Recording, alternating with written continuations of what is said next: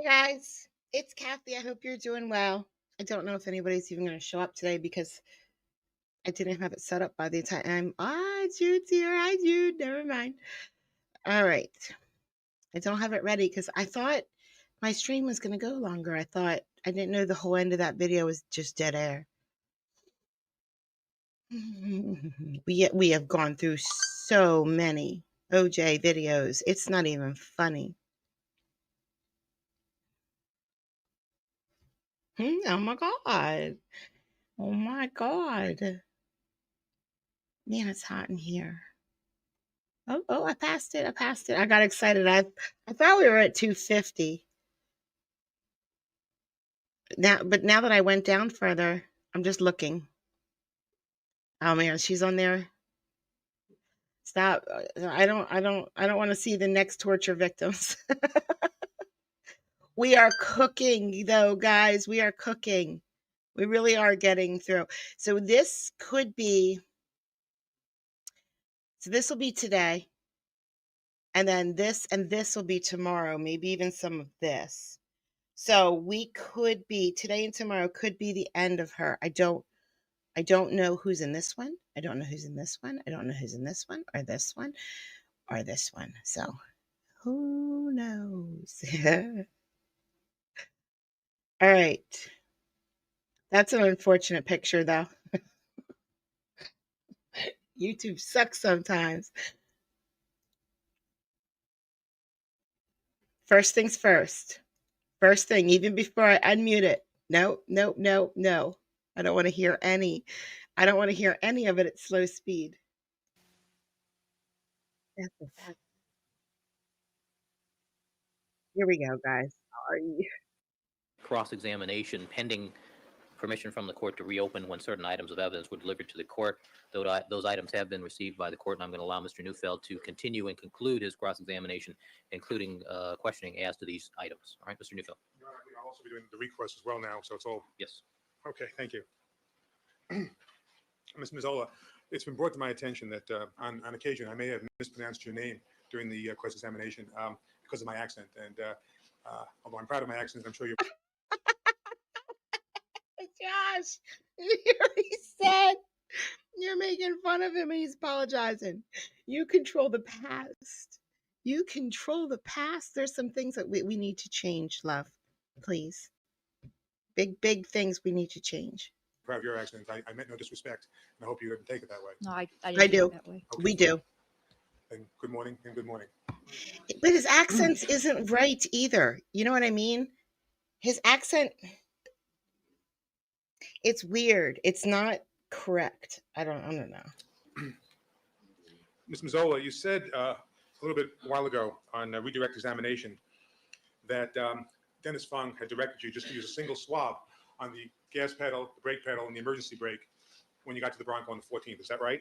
That's correct. And you said he wanted you to use the same swab on all three because he just wanted to see whether or not they've been used at all or blood had been in contact with them. Is that correct? Correct. Well, wouldn't it have been very important, Ms. Mazzola, if there was blood on only one pedal? Wouldn't that indicate that someone had climbed into the car as opposed to have driven the car?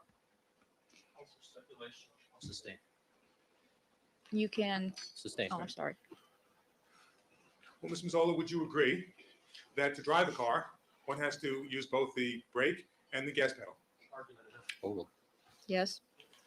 And would you agree that if you only saw some indicia of blood on, let's say, the emergency brake, but not on the accelerator nor the brake, that would be evidence that someone had not driven the car who had blood on issue, but rather someone may have climbed into the car and not driven it? well, it's still called is speculative, but the jury's smart enough to figure this out as they have all driven cars. No, if there's blood on a pedal, then I think someone drove that car. Sorry, sir.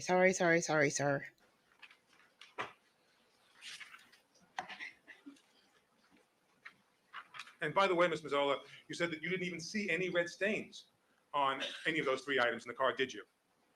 No, they were black. I did not see any red stains. Ms. Mazzola, you examined those items. She also said repeatedly that Fung was way better at finding the stains than she was. Remember that, sir? With that flashlight that you can see in the picture, didn't you? Mr. Fung did, yes. Mr. Fung never said in your presence that he observed any stains on those 3 items, did he? It's the same. It's hearsay. Well, Rephrase the question. Did Mr. Fung ever direct your attention to anything on the brake pedals? No. Proceed. in fact, neither you nor Mr. Fung that day collected any swatches from any of those 3 items, did you? No, we did not. And it's not because you were only looking for representative stains, because there were no other stains on any of those 3 items, were there? I do not know if there were any stains present. Well, you didn't see any stains, did you? I personally did not know. And again, repeating his honest question to you, and I'm going to get it wrong. Perhaps you could repeat your own question. Okay. Did Mr. Fung direct your attention to any stains at all on either of those 3 items? Overruled. No. No, not overruled. Asked and answered. No, don't ask it again. Now, when you did the demo, the demonstration videotape, ma'am, you wanted to perform on that tape as well as possible, right? Yes. And you were I'm gonna told, in go make fact, that there was a chance that this tape popcorn. might be played for the jury. You were told that too, weren't you? Overruled. That there was a chance. And when you did this this demonstration, I mean, relative to an actual crime scene, it was under ideal conditions, wasn't it? Not ideal, no. Well, Ms. Mazzola, there were no bodies present, were there? No. There were no 20 or 25 police officers present, were there? No. There weren't a phalanx of journalists with TV cameras across the street, were there? No. And there were no time constraints, were there? No. And nonetheless, Ms. Mazzola, problems still arose during the course of making that video, didn't it? Overruled. Problems such as the stains being a little difficult to remove, yes. Other than the stain being difficult to remove, is it your opinion, ma'am, that no problems occurred or are visualized in that entire demonstration video? Overruled. I don't understand what you mean by problems. Well, without telling us what was said, Ms. Mazzola, or any problems with what happened on that videotape called to your attention while you were there shooting it? Directly called your attention. Not that I can recall. So as you sit here today, having seen this videotape now, both yesterday, or I'm sorry, the day before, and again today, it's your opinion that there were no mistakes made by you? Overruled.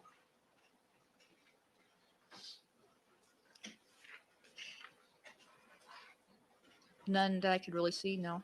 Thank you.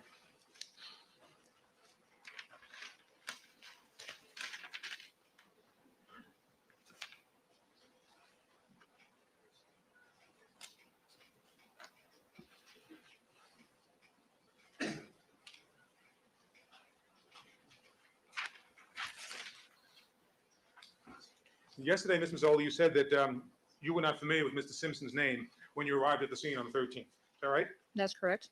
But would it be fair to say that by the time you left Rockingham, late in the afternoon on the 13th, that it certainly came to your attention that he was a famous person? I found out who he was, yes. Well, not just who he was, but you found out that because of who he was, that this case was going to receive a great deal of attention. I could tell that from the cameras already gathered at his house. And even though you may not have thought about everything that happened on the 13th, the night of the 13th, certainly within the next couple of days, you were able to glean just from the vast media attention that this was going to be a case which was very high profile. Yes, it was going to be high profile. And in fact, ma'am, in the next few weeks, there was actually a hearing held in connection with that case, wasn't there? Are we talking about in August? No, was there a preliminary hearing held in late June that was televised? Could have been. And would you agree, ma'am, that throughout the month of June, the month of July, and the month of August, up until the time you testified on August 23rd, there was a tremendous amount of media attention to this case? I guess it was on TV, yes. And you realized during those 2.5 months, Ms. Mazzola, that you played a very significant role in this case, didn't you? Overruled. But we've sort of plowed this ground already. 2 more questions on this. Please. As I had said before, I didn't give it much thought about what was going on in the media. Ms. Mazzola, you realized on the day you collected evidence in this case that there was going to come a time when you were going to have to testify about what you did, right? Yes. And with all that media attention that you were conscious of between June 13th and August 23rd, didn't you at any point during those 2 months with this being in the newspapers, on television, and on the radio, at all review in your own mind what it is that you actually did on the 13th? No, You never reviewed it at all. no. Now, you also said that what helps you to remember better what actually happened on the 13th and 14th was when you look at photographs. Is that right? Yes, And I believe you said that, for instance, looking at the photograph of item number 47 refreshed your recollection about what happened. Is that correct? That was one of the examples used by Mr. Goldberg. Isn't that right? I believe it was 47. I'm not. Well, let me just show you the photograph of item 47.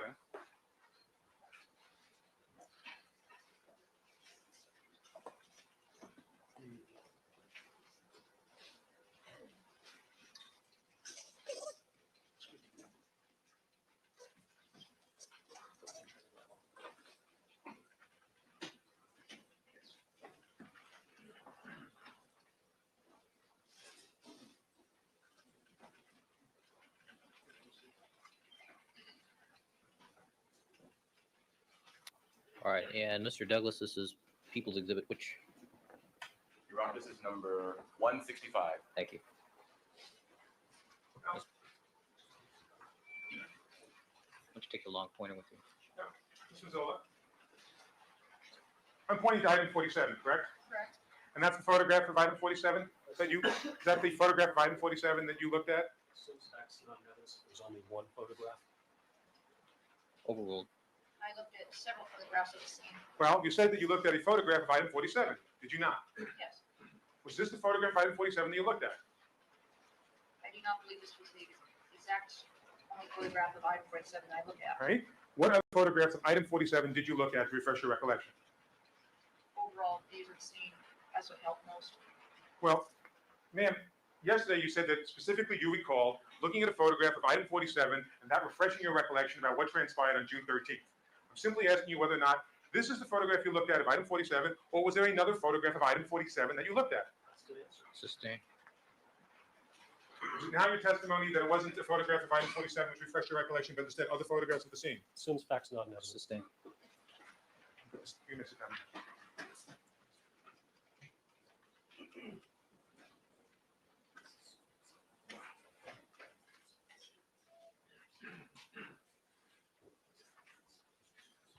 You would agree, Mr. Mazzola, that that photograph of item 47 is nothing more than a red stain on a piece of concrete or the ground cover, isn't that right? Sustained. Have you looked at any photograph at all, Mr. Mazzola, which shows anyone collecting item 47? No, Have you looked at any photograph which shows anyone kneeling down next to item 47? no, But it's your testimony that looking at photographs of item 47 refreshed your recollection about what happened, is that right? yes, And since photographs refresh your recollection, did you also look at photographs of the other items that were collected in this case at Bundy? That's how it happened. This phrase. Overruled. I looked at several photographs. Yes, You look at photograph which reflected the location of item 50. which item is 50? Item 50 would be photo identification 115. One of the blood drops taken from Bundy. I looked at several photographs of the scene. And were they photographs that depicted the location of the different blood drop stains at Bundy? They showed their overall view. Yes, All right. Next in order, Your Honor. I'm sorry, Mrs. Roberts. 1121.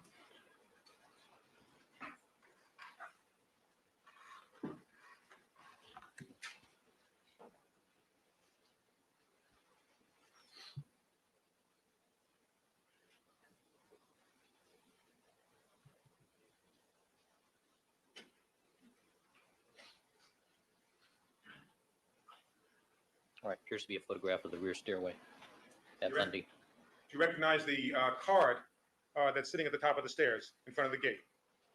it appears to be one of ours. And can you recognize what number it is on it? 115. Okay. And 115 corresponds with item number 50, correct? I'll take your word for it. Yes, Well, no, please check your notes.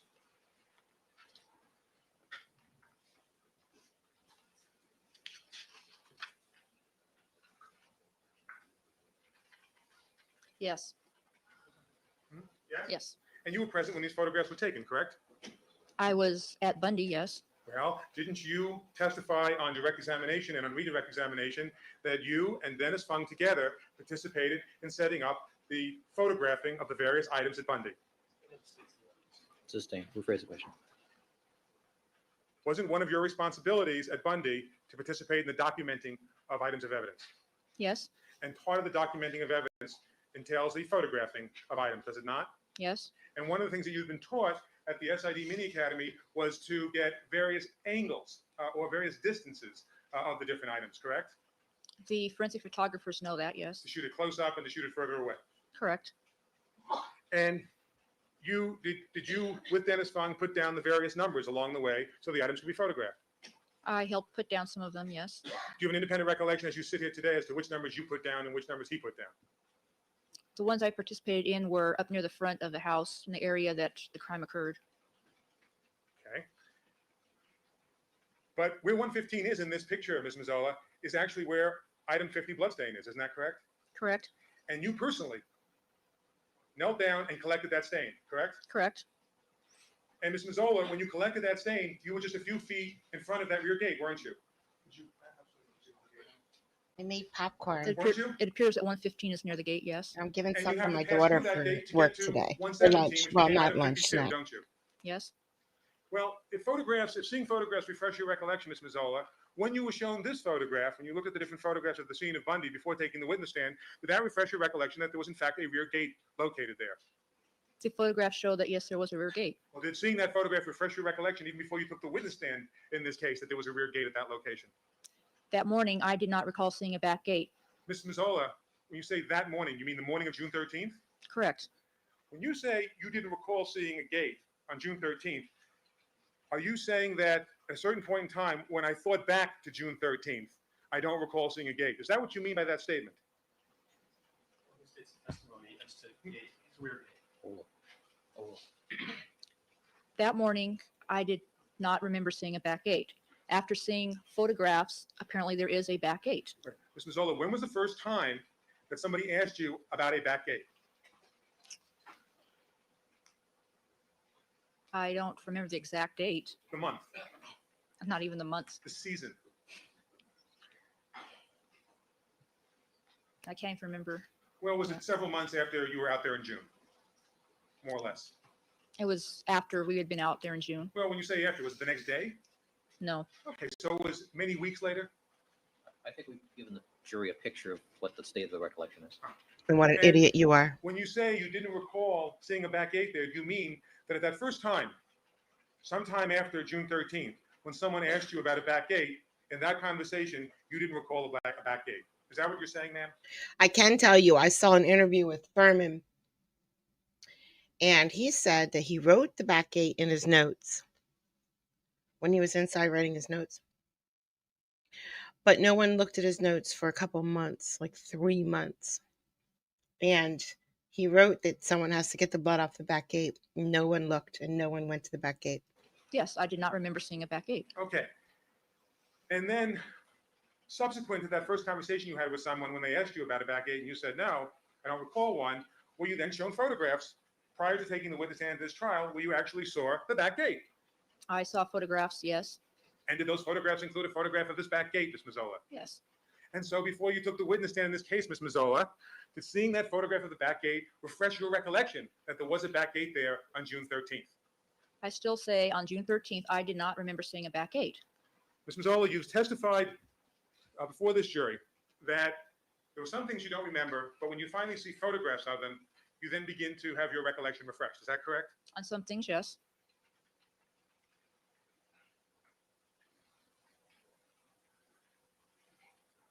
Is there any other item, by the way, Ms. Mazzola, where you've seen a photograph of it since, where nonetheless it's your recollection that an object didn't exist the way you saw it on June 13th?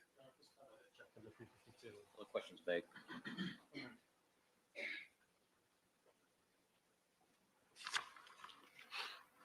It's like he's a first-year law student, for crying out loud.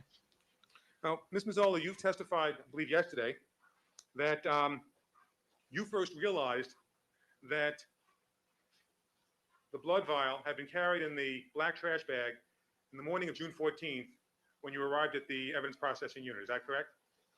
I had seen it did not personally remove those items from the trash bag, no. You did not remove any of the items? Personally, no. Were they removed in your presence? The blood sample was, yes.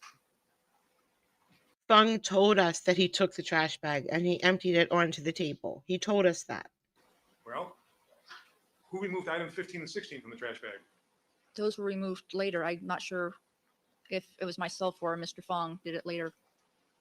You say later, you mean in the afternoon after you came back from the Bronco?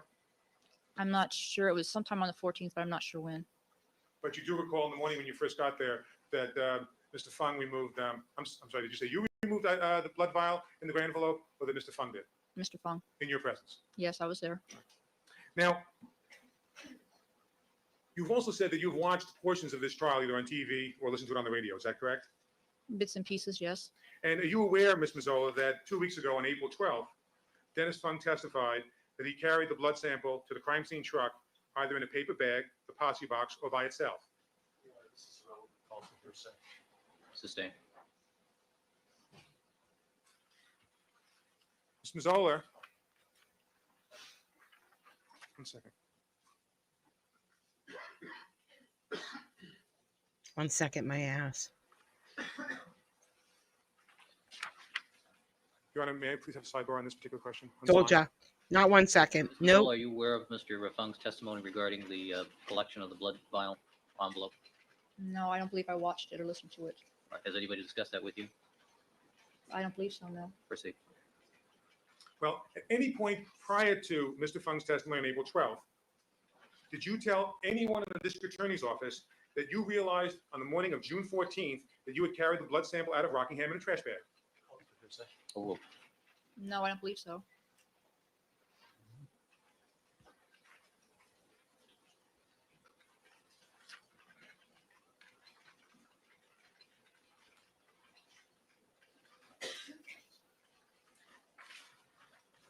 You testified on redirect examination yesterday that you had an independent recollection of carrying a trash bag out of Rockingham even before seeing the videotape. Is that right? Yes, And you also testified that you figured out on the morning of June 14th that you had carried the vial of blood out of Rockingham in that trash bag. Is that right? yes, And you say that you came to realize on the morning of June 14th that you took items 15 and 16 out of the trash bag. I'm sorry, withdrawn.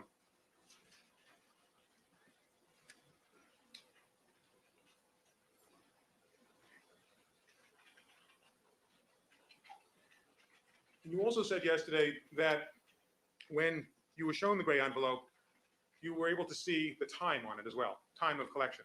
Is that right? there was a time on it, yes. Well, what you saw on the 14th was a statement in Dennis Fung's handwriting that said received with a date and a time of 5:20 in the afternoon or 17:20 hours. I'm not sure what all it said. At this point in time, you're not At- sure. Yes, at this point in time.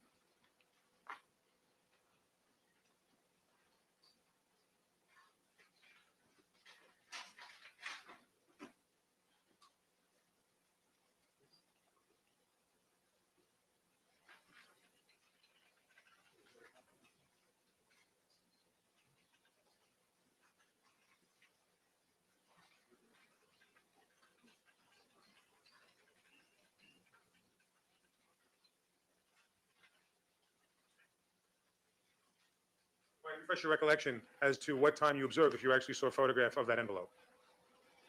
At what time I observed on the envelope itself, or No, of the time that was written on the envelope that you observed on the 14th, if I showed you now a photograph of the gray envelope. do you understand the question? not really, Would a photograph of the gray envelope, right? which reflects Mr. Fung's notations as to when it was collected, would that refresh your recollection as to what you saw there? I remember seeing the gray envelope in the writing. I'm sorry, you He's said. been here a couple I times. remember seeing the Emma. gray envelope and writing. Next to- Probably when you were driving to different parts of the country, traveling the world. 184A. Mr. Robinson, do you have that handy?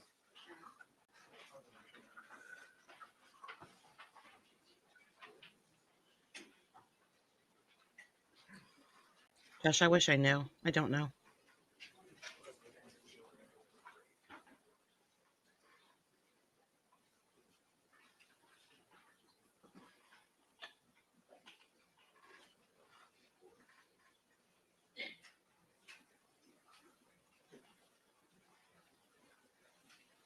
me just show you, Mr. Zola, what is prosecution's exhibit 184.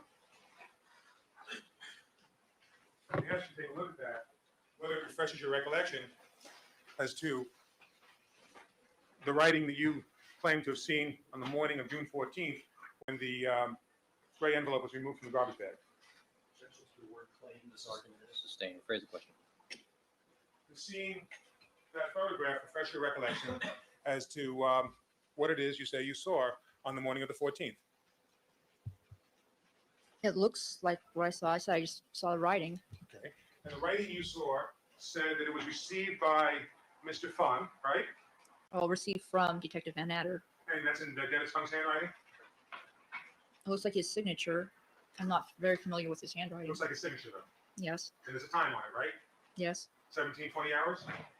Looks like 1720. And it's a date? Yes, The date is June 13th, 1994, correct? correct. Thank you.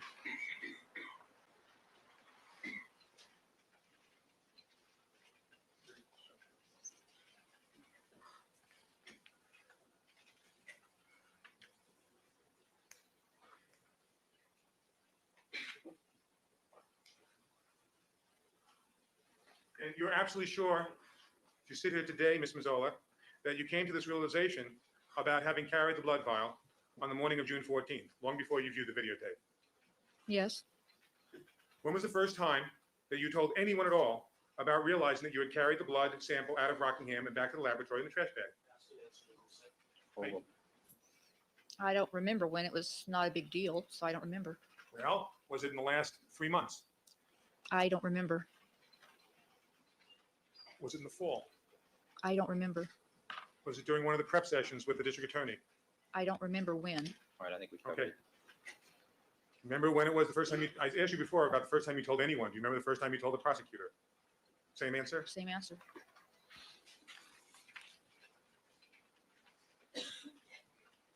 Well, 2 weeks ago, ma'am, He's pressing me. on or around April 12th, did any prosecutor ask you about your recollection as to who carried the blood sample out of Rockingham and as to how it was carried? That might have been asked. But you sit here today, you have no recollection whether any prosecutor asked you on or about April 12th, whether you had a recollection as to how the blood vial was carried out of Rockingham, and if so, by whom? I had talked to them on and off. I don't recall exactly what we all talked about. And you don't recall whether or not this was even talked about at all, do you? It could have been. I don't remember. Because you sit here today, you have no independent record. Wait. Sorry. Let her finish the answer. Don't cut her off, please. Sorry, Mr. Oh. Be my guess. As you sit here today, you have no independent recollection of having said that to any of the prosecutors on or about April 12th of 1995. Oh, I'm not sure of a date. We may have talked about it. I'm not positive. 1 second.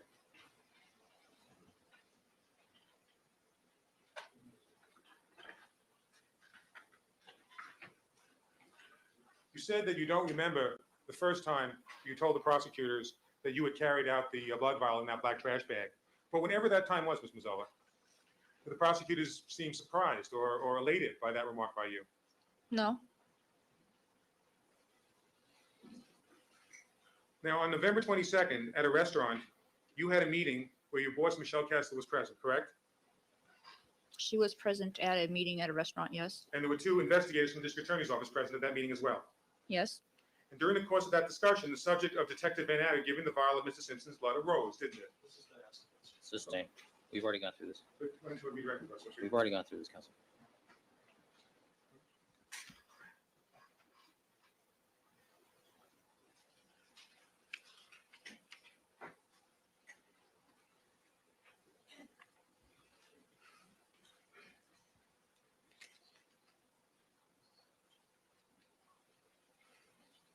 I have a sidebar, Your Honor. There's a new issue related to this that came up, I believe. Proceed. If you can make- recall on can make- redirect, Excuse me, you can make your record at the noon break. if you recall, Ms. Mazzola, Mr. Goldberg on redirect asking you a question about handling the evidence versus carrying it. Yes. And didn't you tell the detectives on November 22nd that you never handled the blood vial? I'm not exactly sure remembering what I told them. It's been a while. Well, did Miss Michelle Kessler at any point during that interview ask you to clarify the difference between handling the blood vial and carrying the blood vial? I don't remember if she did or not. You recall Miss Kessler actually specifically asking you, not the detectives now, quote, did you ever handle OJ's vial of blood, unquote? She might have. I don't remember. And if she had asked you that, Ms. Mazzola, given the distinction that you gave to this jury between handle and carry, would your answer to that question be no, or would it be yes? Sustained.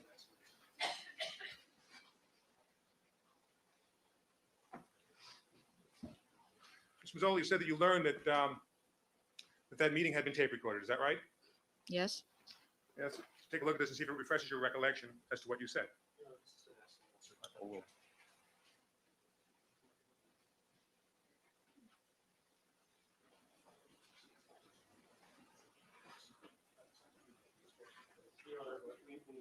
Before No, we test don't. this. It's for purposes of refreshing her recollection. This is something that they did not provide testing discovery. Your Honor, this Hold is on. now a speaking objection. Both of you are doing it, counsel. All right, ladies and gentlemen, we're going to take our recess for the afternoon, for the morning session, actually, right now. Get you started on your shortened lunch hour. Please remember all my admonitions to you. Don't discuss the case amongst yourself or many opinions about the case. Don't discuss the matter with anybody else. Conduct any deliberations till the matter has been submitted to you. See you back here at 1 o'clock. Ms. Mazzola, you may step down. You're ordered to return at 1 o'clock. Thank you. To the defense of discovery. There's no duty on the defense to give it back to the prosecution. It's a All right, prior hold on, statement by this hold on, witness. hold on. What's the objection? Well, my objection, Your Honor, is that they created a transcript, which could qualify as work product, and normally Be would, nice. unless they're going to use it, which he now intends to do. I don't have that transcript. This tape is extremely difficult to hear because the audio is poor and there's a lot of background noise. And if they're going to use this to refresh your recollection, then I'm entitled to it. If he doesn't want to use it, fine. Maybe counsel doesn't know that, but in this county, there is basically an informal practice by most attorneys that although technically transcribing the tape is work product and not something that we have to turn over, that we do turn over transcripts. He may not know that because he does not practice here, but at any rate, once he wants to use it, at that point, we're entitled to a copy. We're entitled to sit down and determine whether it's correct. I actually would be more than happy to listen to the tape to refresh your recollection. I was actually just trying to save time. All right, do you have any objection to providing Mr. Goldberg with a copy of the pages you intend on using out of this transcript? Not at all. Then would it help if you had talked about this over the lunch hour? Well, I actually suggest, excuse me, actually, no, you didn't ask me for the transcript. What I suggested to All Mr. right. Goldberg. Well, whether he had well, tape. counsel, if you're willing to share it, then there's no issue, is there? Right. Sure, take a look.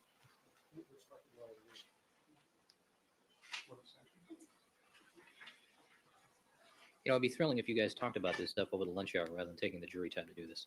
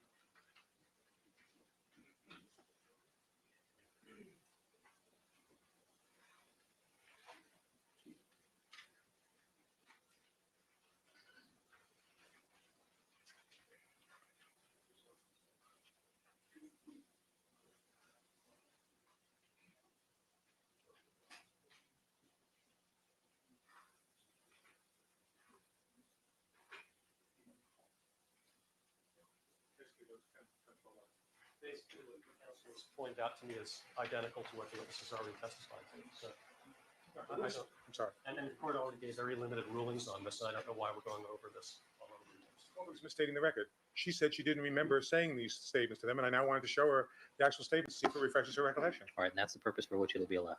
All right, At let's this have the point, jury. yeah, I may have to at some point call a detective, but not, I can't put it into this witness. I accept that. Thank you. Let's have the jurors.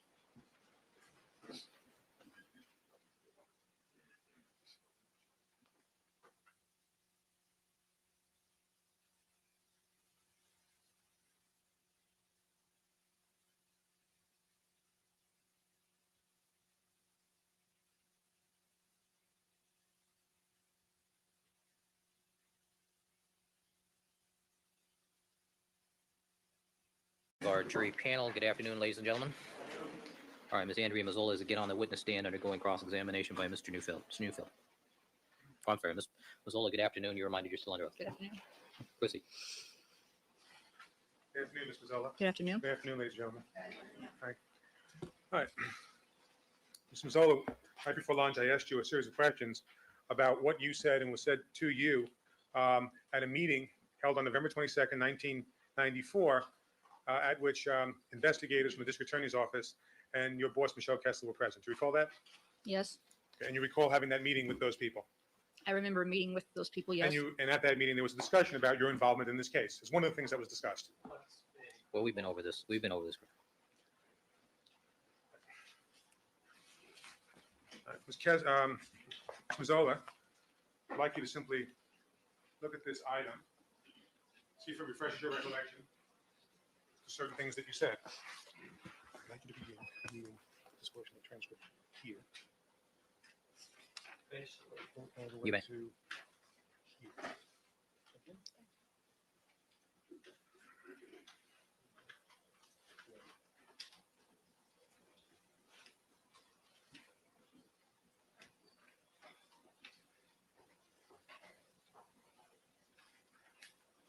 I hope we get to see some of the trial today. I'm about to go mop my dining room floor. I'm very antsy today. It's very hard sitting in this chair today.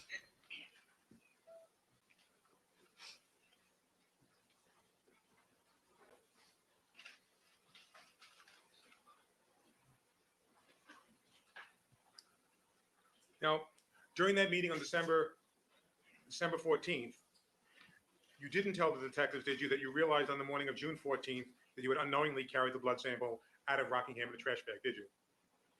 December 14th. No, June 14th, sorry. At November 22nd meeting, Restate the question. Restate the question. isn't it a fact that during the November 22nd meeting with the investigators from the DA's office and Ms. Kessler, that you didn't tell them that you realized on the morning of June 14th that you had unknowingly carried the blood sample out of Rockingham in a trash bag? Sustain. Well, didn't you tell the detectives that you could only assume that Van Adder had come up and given the vial to Dennis Fung because you weren't there then? It's irrelevant.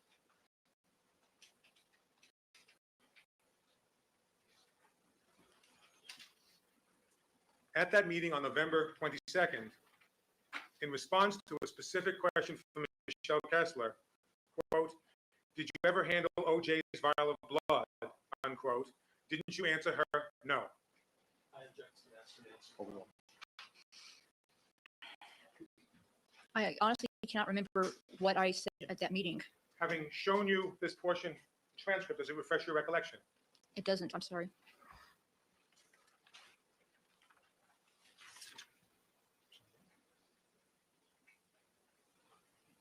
In the discussion you had on November 22nd with the detectives and Ms. Kessler, were you deliberately trying to distance yourself from the whole subject of what happened to Mr. Simpson's blood vial? No. In fact, when telling the detectives the extent to which you were involved with the evidence since the morning of June 13th, did you not tell the detectives during that meeting that, quote, "It wasn't my job to analyze any part of it. I didn't." Sustain. Also assumes facts not in evidence. Also mistakes the evidence. Did you say to the detectives at the June 22nd meeting, Sustain. putting aside the quotation marks, didn't you inform the detectives Sustain. to this entire line? No, you're asking the wrong question here, counsel.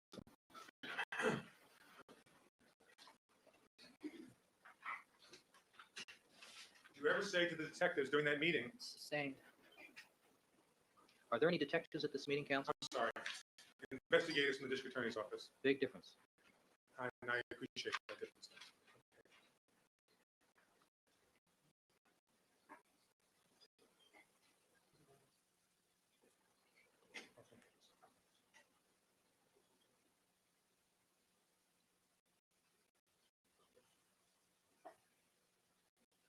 the meeting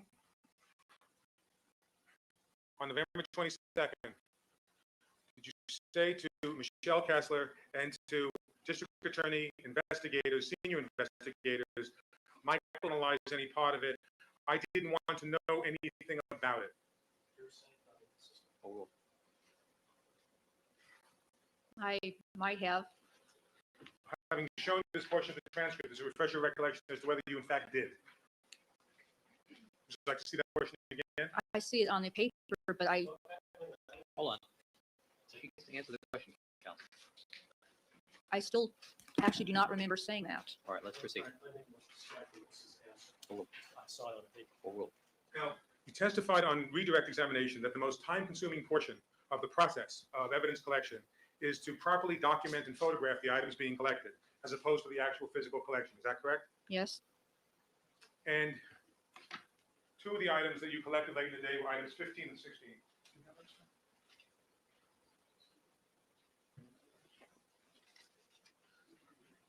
203 and 204.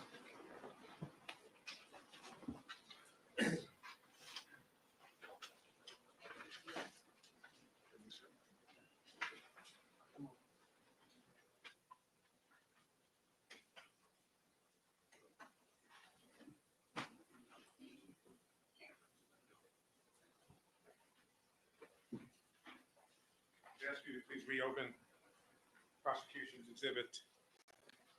They have a number on it. I'm sorry, number is 203 and 204. 203 being item 15, 204 being item 16.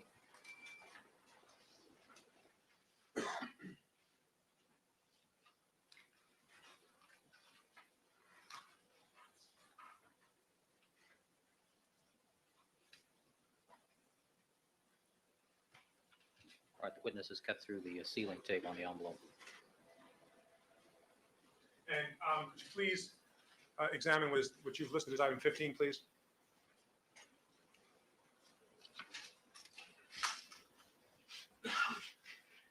And it's an airline ticket, correct? it appears to be yes. And just so there's no surprise about it, it's a used airline ticket, is it not? Overruled.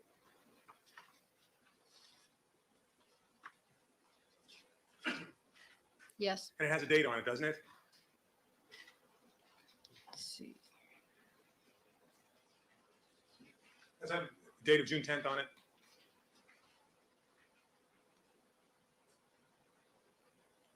A return flight, yes. And it's not, has nothing to do with New York and with Chicago to Los Angeles, does it? That's best evidence. Overruled. Is there any dispute as to what the airline ticket says?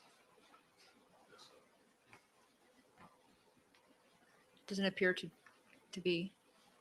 Don't forget, we have an airline expert witness on the jury. Okay. And by the way, item 16, is item 16 a luggage ticket for the same flight? I'd have to check and make sure it was the same flight.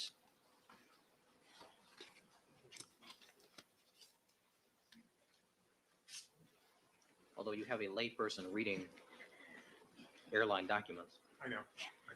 All right. Yeah, it appears to be for the 10th. Now, before items 15 and 16 could be collected by you and Dennis Fung on the afternoon of the 13th, they had to be documented, didn't they? Just like other items.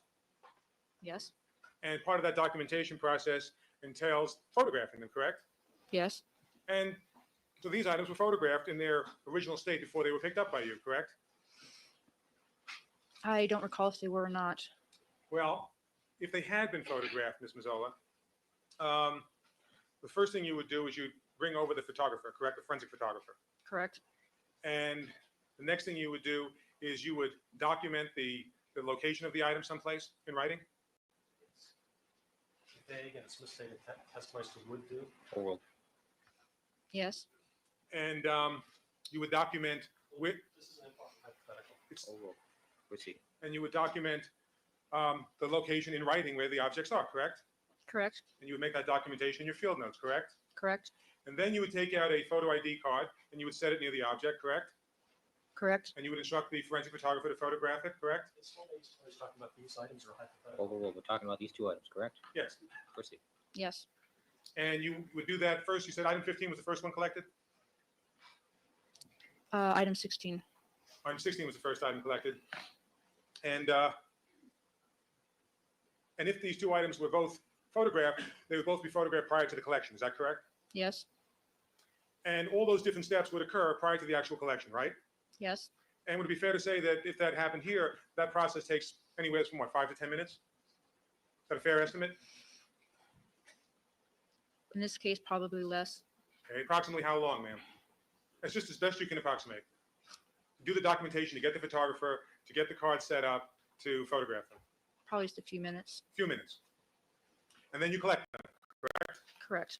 Then after you collect them, you said that both items were handed to you. Yes. And after they were both handed to you, you said you walked into the kitchen. Is that right?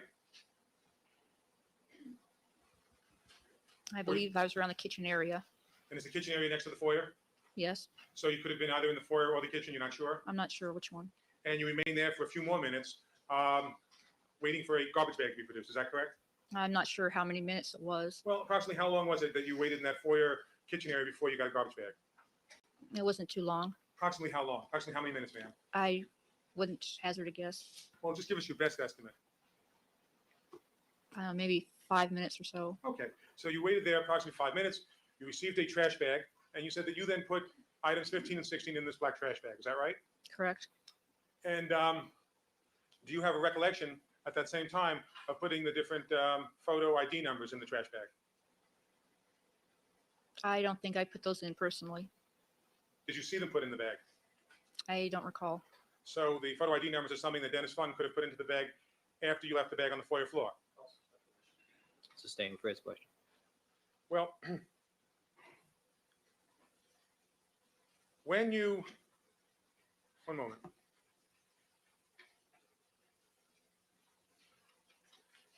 You say, however, that as you sit here today, you don't have a present recollection of ever photographing items 15 and 16?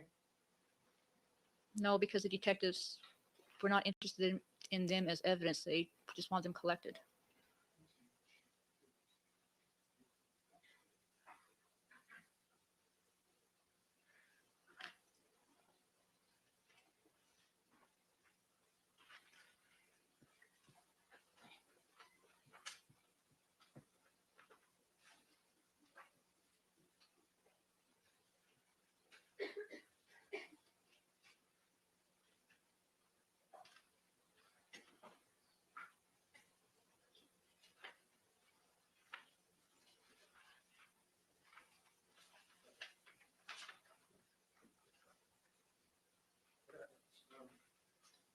Court's permission, I'd like to put exhibit number 1107 up on the Elmo. All right, defense 1107.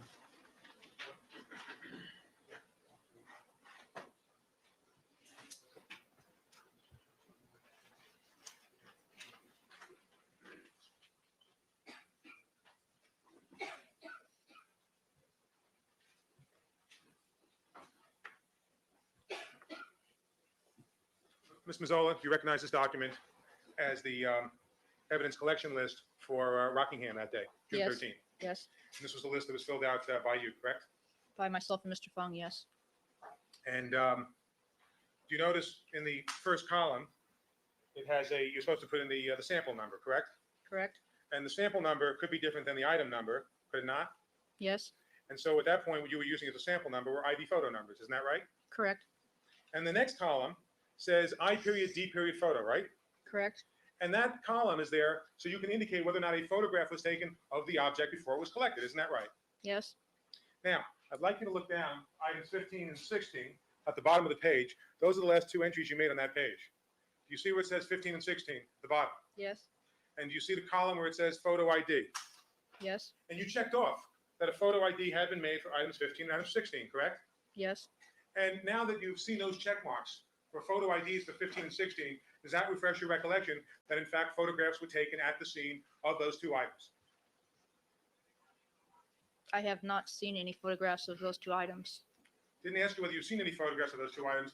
I asked you whether, by looking at your own field note, and the fact that you personally had checked off photo ID, next items 15 and 16, does that refresh your recollection as to whether or not photographs were taken of items 15 and 16 while you were at the Rockingham residence? According to the notes, photos were taken.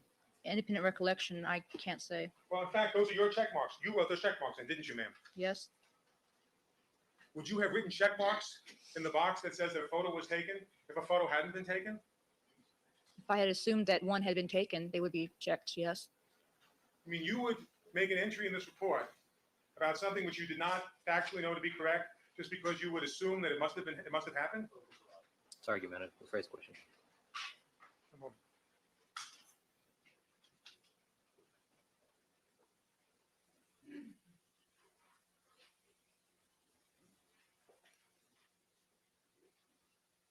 Next in order would be 1122.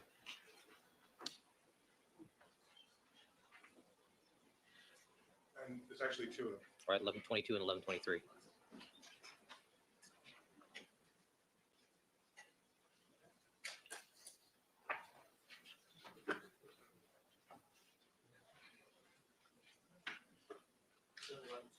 (1122) number 1, the perspective shot. Number 1123 will be the close-up shot.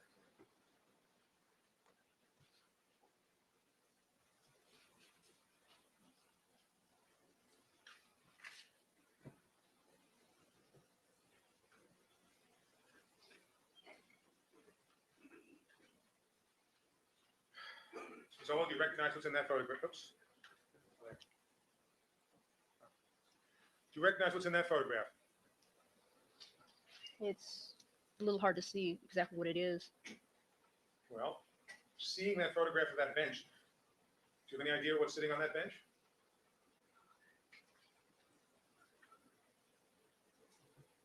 I know that item 16 was recovered from a bench, But you can't tell from that picture. not from, Can you see a card that says 16 on it? I see a card, but the All right. picture's a little,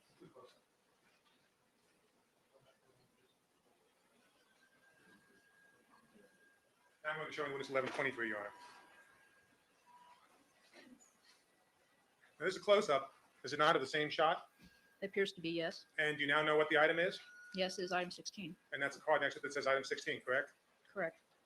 Now, having seen the photograph with the card in it of item 16 and the luggage ticket, which is item 16, Girl, I am totally obsessed with you. You know that. does this now refresh your recollection as to whether or not you had forensic photographs taken of the items 15 and 16 that day? I personally do not remember standing there watching the photograph being taken. You collected item 16, I didn't collected you? item 16, yes. Wait. We're both doing this again. Let him finish answering the question. And Mr. Newfield, 3 times already this afternoon, you cut her off again. 3 times my ass. I Does know this you judge not mentioned know how that. to count? One of the best ways for you to refresh your recollection is by looking at photographs. Is that right? In some instances, yes. I know you said that with respect to the gate, seeing the photograph of the gate did not refresh your recollection that the gate was there. Is that correct? That is correct. Well, how about this photograph with item 16 in it, seeing the luggage ticket, which became item 16? Seeing that photograph now, does that refresh your recollection about whether this item was photographed by a forensic photographer on the afternoon of June 13th, 1994? Seeing this photograph, it would have to have been photographed by a forensic photographer. But it doesn't refresh your recollection as to whether or not you actually saw it being photographed. No.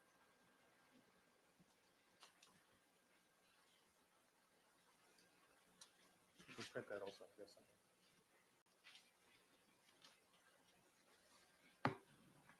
And Ms. Mazzola, you said that items 15 and 16 you put into the trash bag. Is that right? Yes. And the next day in the afternoon, they were removed from the trash bag Yes. by Mr. Fung, by you. Now, I can't remember which one of us physically removed them from the trash bag. You remember seeing them being removed? Do you have independent recollection as you sit here today? I remember seeing them in the trash bag at the lab. I don't remember seeing them removed. Well, Ms. Mazzola, showing you the actual envelopes that item 15 and 16 are in.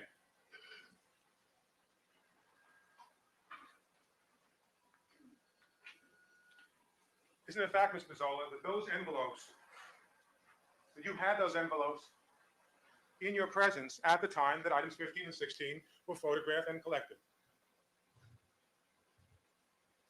No.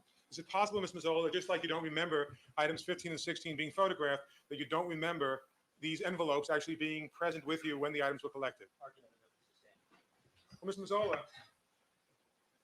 you don't know whether it was you or Dennis Fung who removed these two items from the trash bag on the 14th, is that right? Yes, Isn't it a fact, Ms. Mazzola, that on item 15, Dennis Fung wrote his initials on it? yes, And isn't it a fact, ma'am, that on item 16, you wrote your initials on it? yes. And isn't it the reason that your initials are on 16 is because you collected 16? That I packaged 16. Ms. Mazzola, isn't it a fact that the reason your initials appear on 16 is, as you testified earlier, you personally collected it, you physically picked it up? Sustained. Is it a fact, Ms. Mazzola, that the I reason read, that I Dennis Fung's read. initials appear on item I 15 answered you. Did you not is hear because me? he collected item 15 at the Rockingham house? He collected 15, but he also packaged 15 if his initials are on it. So it's your testimony that it just so happens that your initials are on 16 and his initials are on 15, Listen, not because I don't have 4 hours a day. Yes, I did. I responded to you. I said I'm totally obsessed with you. I don't have 4 hours a day to stop. I have to keep working in the background. I have to. you each collected those respective items, but because you Yes. happened to package one at the laboratory and he happened to package the other? That's correct. And Ms. Mazzola, isn't it a fact that Sorry. in your No, I'm brown totally box, you not obsessed only with you. carry coin Is that better? envelopes, basically the size shown here for 15 and 16, but you also carry other manila envelopes, such as the one I have in my Maybe left it's hand. easier for me to work. And the kits? I drowned it kits. out. Yes. The one you're holding in your left hand, what's the size of that? Should be written on the bottom of the bag. Turn it over, down the bottom. What's it say?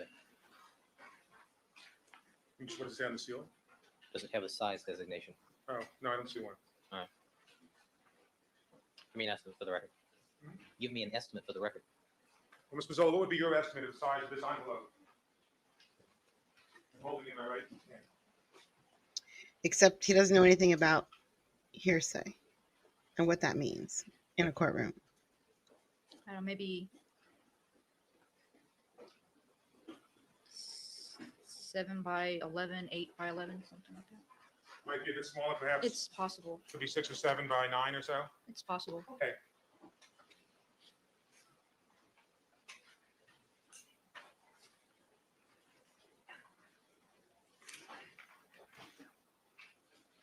And you said that after you had been standing in the kitchen for 5 or so minutes with Dennis Fung, that you then took the bag with items 15 and 16 in it, and you walked into the foyer. Is that right?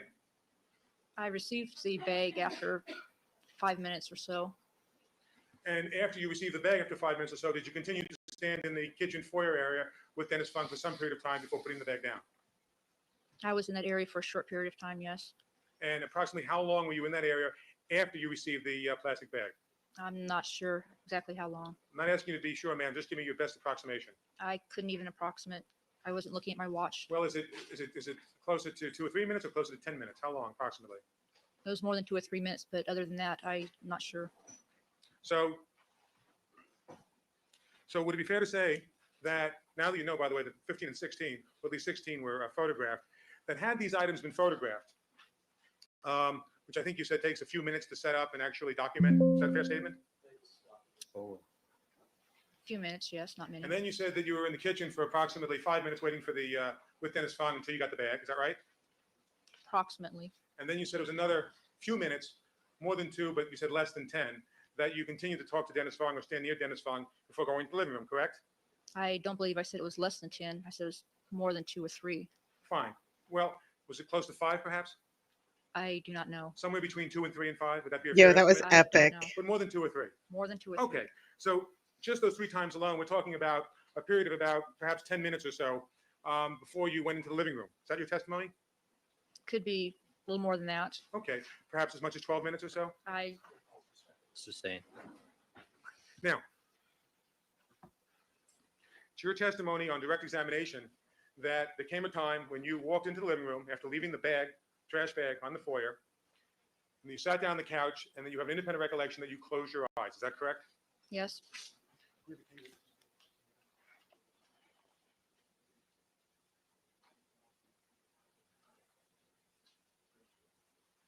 Are we getting Goldberg back today? Yeah, he apologized to her. I want you to take a look Oh carefully, boy. Ms. Mazzola, Oh boy. at the, Oh sugar. at this videotape that we received in evidence, which is time-coded. I think you might hit a sidebar while I take my daughter to work. And Mr. Harris, which exhibit That's is gonna this? suck.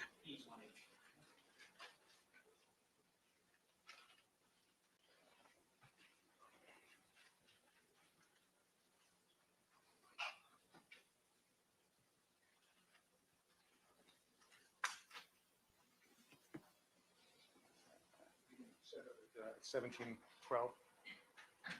Go fast forward. Just fast forward to 1712. When they're about to go back in. When they're going in. I really, really hope this guy doesn't accidentally tase him, by accident. That would be bad.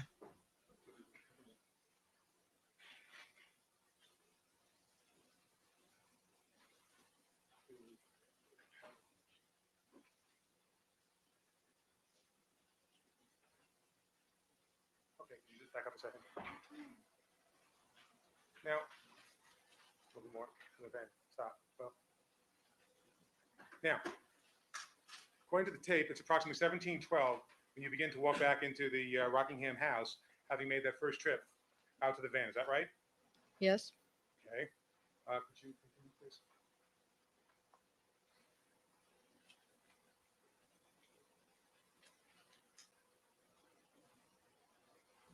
And according to this tape, do you recognize that gentleman in the picture? In the Not the suit? one in the blue uniform, the one in the gray suit? Yes. And who was that? Detective Van Adder? And according to the tape, he's arriving at approximately 1717. Is that right? Yes, About 5 minutes after you finished packing up the van and began heading back to the house. approximately.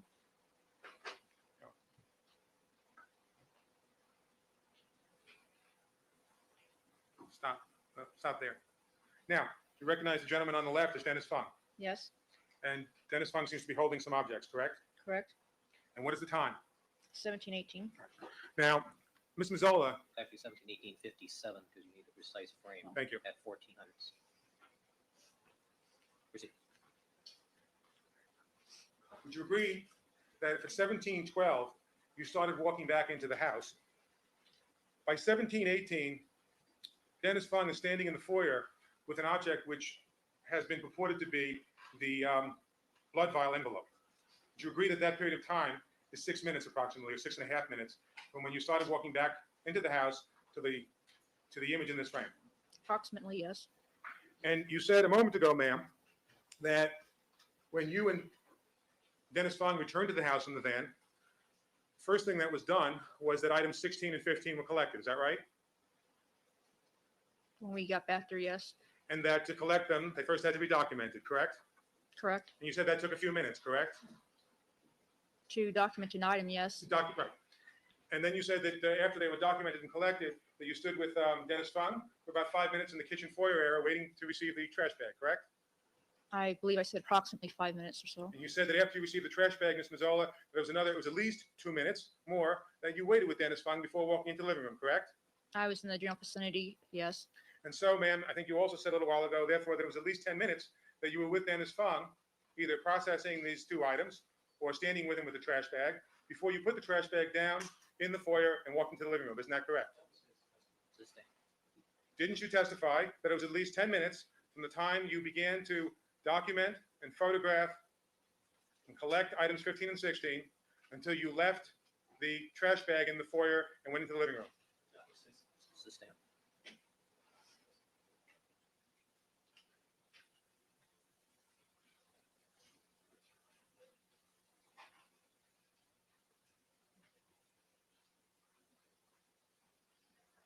Well, Ms. Mazzola, by your own estimates in the last few minutes, wouldn't you agree that more than 10 minutes passed from the time you re-entered Rockingham and began the collection process of items 15 and 16 until the time that you went into the living room to sit on the couch? Overruled. I believe I was giving estimates. It could have been 1 or 2 or even 3 minutes off. Ms. Mazzola, but given the estimates that you gave, not that I gave, but that you gave, by those estimates, wasn't it at least 10 minutes from the time that you first went into Rockingham to collect items 15 and 16 until you left the bag on the foyer and went into the living room and closed your eyes? Overruled. Are your estimates that you just gave? being off a couple of minutes to a few minutes could be anywhere from 6 minutes to 10 minutes. Ms. Mazzola, a few minutes ago, before I showed you the KABC tape, didn't you say it was at least 10 minutes? Sustained. I think we spent enough time on this, council. Okay, you can stop the tape.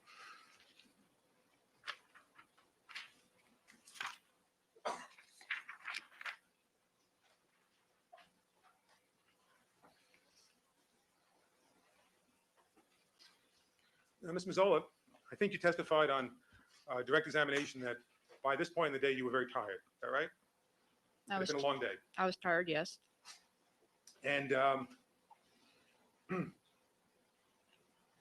during the course of your examination, would it be fair to say that when I asked you about certain item numbers, it was frequently necessary for you to refer to your notes to see what item number a particular object was? Yes, And during the course of June 13th, you collected many different items. Is that right? yes, And in fact, you had a different set of numbers for the items you were collecting at Bundy from the items you were collecting at Rockingham. yes.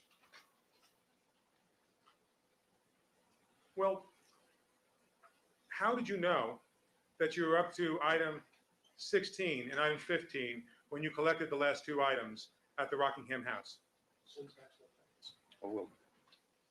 Because we had started with number 1 at Rockingham and we started with 100 at Bundy. But Ms. Mazzola, is it your testimony that even after you put the field notes back into the van, that you had an independent recollection that the next item you were up to was 15?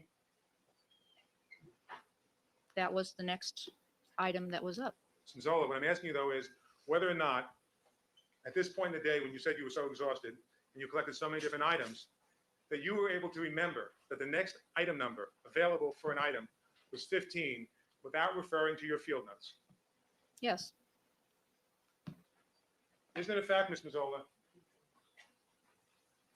that the notations for items 15 and 16 and the times that they were recorded were written contemporaneous to their collection on the afternoon of June 13th? items 15 and 16 were the next items up. The times was written the next day. Isn't it a fact that you recorded on this field document the numbers 15 and 16, the check marks for ID photo, their locations of the items, what they were, and their times on the afternoon of June 13th at about the time that you were actually collecting them? Sustained. Bring to 11:07. Your Honor, with the court's permission, I would like to simply pass this document to the jurors. Certainly. How is that done here? Do I have to give it to someone first? Hand it to juror number 1.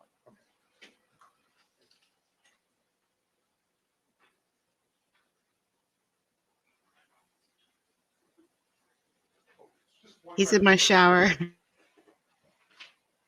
May I? Just, okay. Ms. Mazzola, and you can look at your own notes if you want.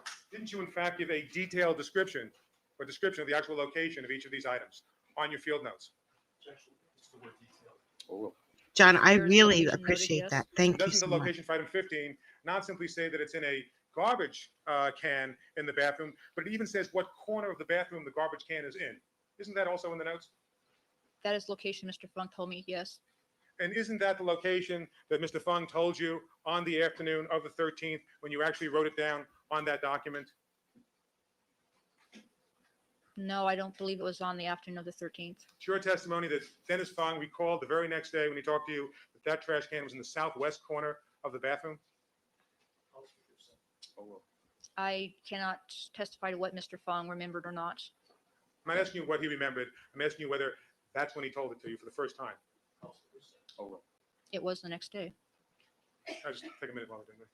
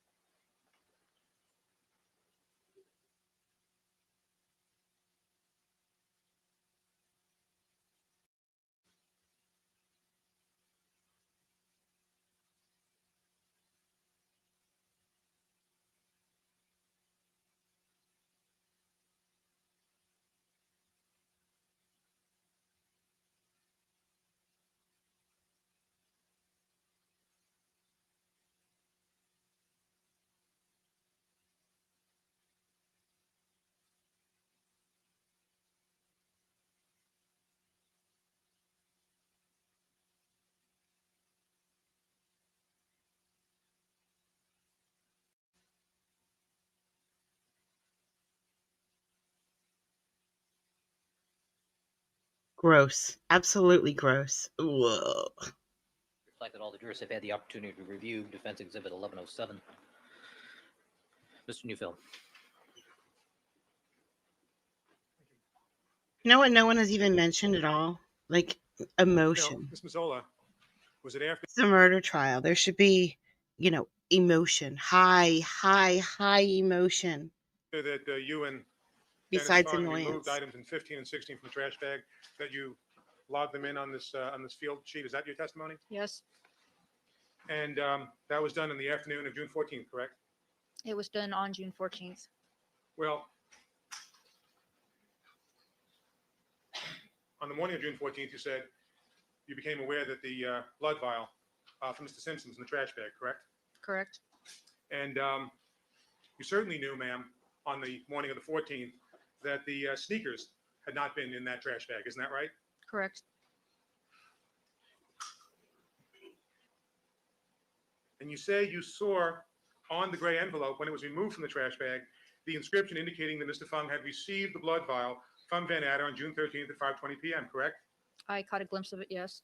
Yet, isn't it a fact that you still made out this handwritten list on June 14th with the sneakers identified as item 17, the vial as item 18, and the hair from the glove as item 19? Oh, Yes, And ma'am,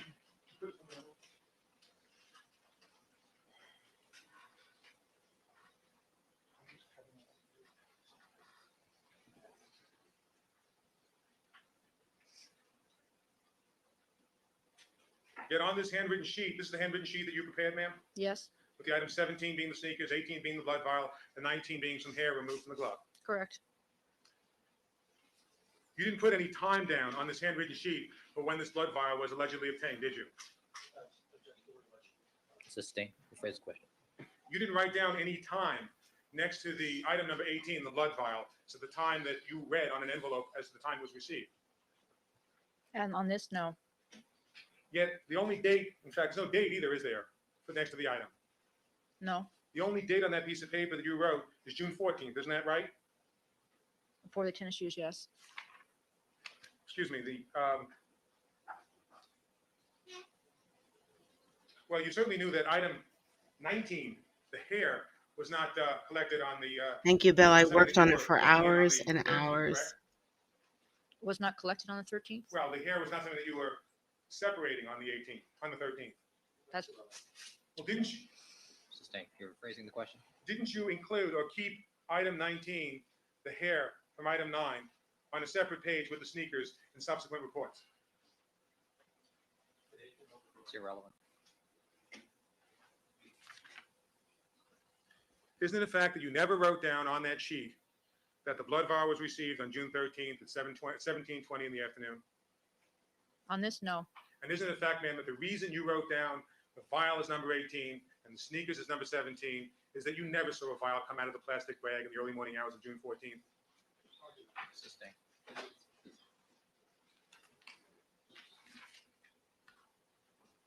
What items do we have on the Elmo now? Sorry. What defense? What item is on the Elmo? 1107. It says number 2, but I was like number 1. Yesterday, I was. you were asked by Mr. Goldberg Me. whether you had an independent recollection that on June 13th, 10 months ago, you remember that the trash bag felt a little bit heavier when you carried it down the driveway than it had felt earlier on when you were holding it with items 15 and 16 in it. Isn't that correct? Sustain.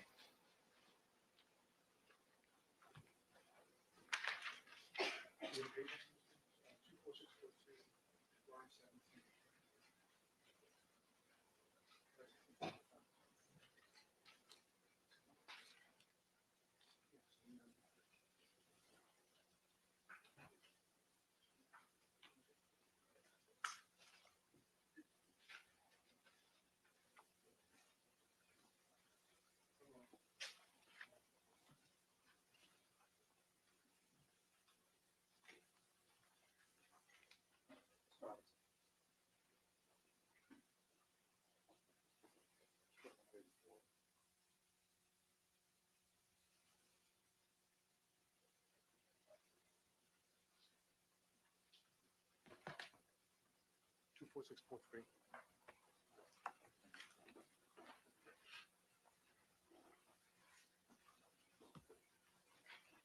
think you heard me. Did you hear me, Your Honor? 24643? What line? Beginning at line 10. Proceed. That's not, this is. Not in- Proceed. It's a foundation question, Your Honor.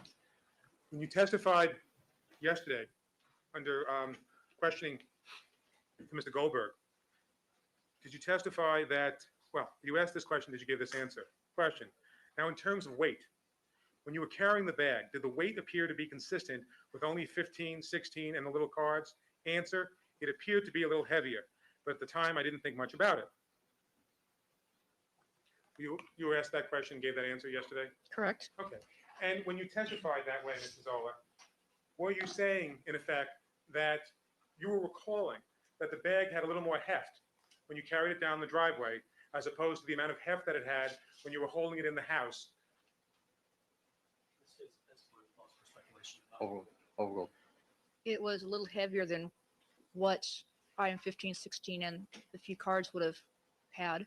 Well, when you testified that way yesterday, and you said it was heavier than what the cards in 15 and 16 would have felt like, were you simply assuming a weight for 15 and 16 in the cards, or were you thinking back to how heavy the bag felt when you held it with 15 and 16 in the little cards before you put it down in the foyer? Do you understand that question? I understand the question. I don't know if I was assuming the weight given the few pieces of paper versus remembering exactly how heavy it was when I had it in my hand. Well, the photo ID cards are a piece of cardboard, are they not? They're index cards that are folded in half, They're about that weight, yes. and there were about a half dozen of them, or 8 of them, I think we said yesterday. Is that right? I don't know if there were 8. There were a few, Well, there was item number 4 had an index card, right? correct? Item number 5, 6, 7, 8, A, B, and C. Is that right? Correct, So approximately half dozen or so, approximately. and those are cardboard, More like, as you said, index index cards. cards. Sorry, thank you. And it's your testimony yesterday and today that you could recall that when you carried that bag down the driveway, that it had more heft than it would have with just the folded index cards in it and items 15 and 16. Is that correct? Yes, it was a little heavier.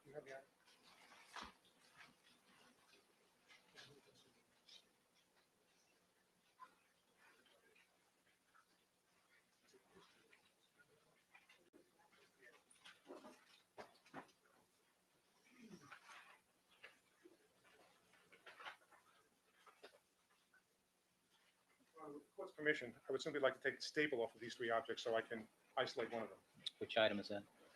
These are the 3 envelopes that are used for demonstrative purposes by the people. It's 163H. All right, you may unstaple them. Of course, you have the staple remover. Geez, I hope he doesn't hurt himself on stapling this.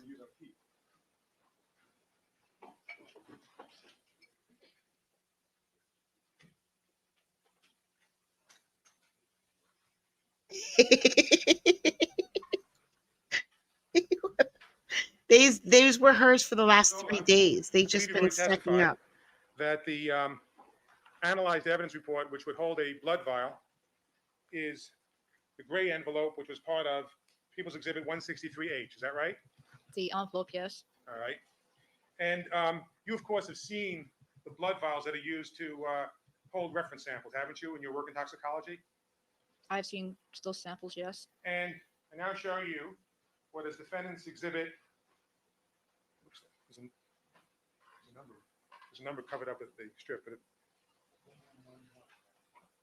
1112. And they ask you whether or not it appears to be same size and shape that is used as a standard vial for holding blood. Reference samples. In toxicology, we do not have the ones with the EDTA preservative, You have a different type of stopper on it, correct? but it's the same size, correct?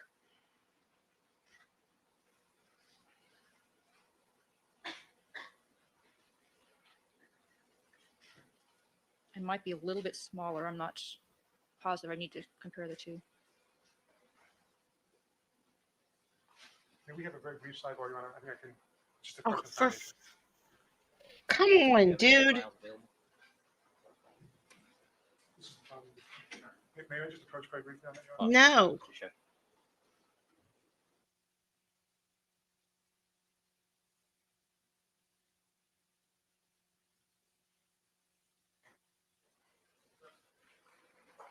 We believe that Dennis Fung has already addressed this issue. All right, let me see counsel without the reporter. Well, that's good. I think this was the only sidebar. Hold on, let me look. Damn it. No, there's another one, isn't there? Yeah, there's another one. You guys are going to have to sit through a sidebar if my daughter ever comes downstairs. I think she's trying to be late for work today. Oop, here she comes. All right, guys, I'll be right back. Be good, okay? Don't press pause. Press mute. Ms. Mazzola, what brand blood container does the LAPD use? Do you know? Offhand, I don't know. Would you recognize one if you saw a picture of it? To tell you the truth, I don't pay close attention to what brand it is. Show you this picture, see if it refreshes your recollection. And I'm also going to show you, which I guess we're next in order on this one. Would be 1124. Correct, Mr. Johnson? And see if, take a look at that, please. Take a look at the photo.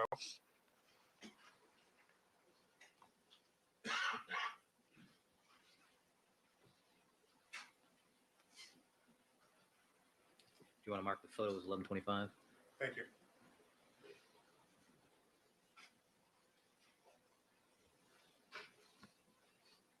Okay. Would you agree, Ms. Mazzola, that a purple top monojet tube was used to hold Mr. Simpson's blood? Yes. And that the monojet tube that was used, the same size and shape as the one you're holding in your right hand? It appears to be. Thank you. And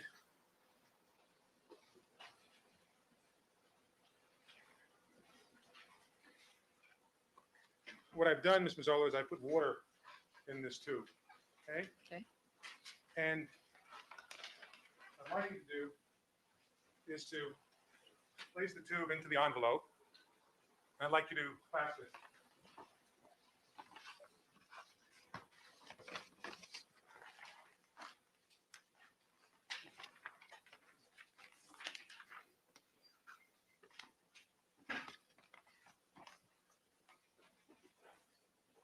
Okay. Now, I want you to hold that with your hand to get a sense of how much it weighs. All right. Now, is it your testimony, Ms. Mazzola, that you have an independent memory of the additional half-door weight generated 10 months ago by the inclusion in the trash bag of an object with that amount of weight? Overruled. Also, since actually I'm not this way the same. Overruled. There was an additional bit of weight in the bag, yes.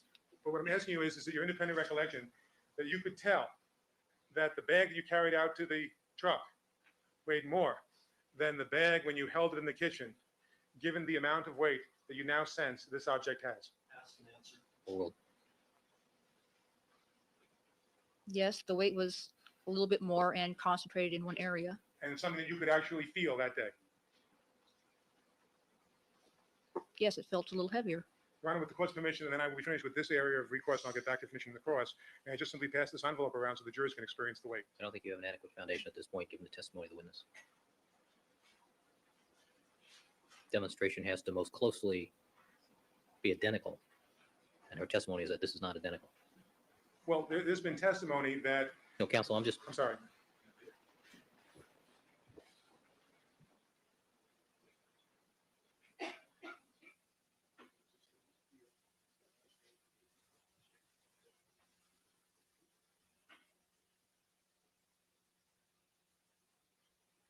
let me see counsel without the court reporter.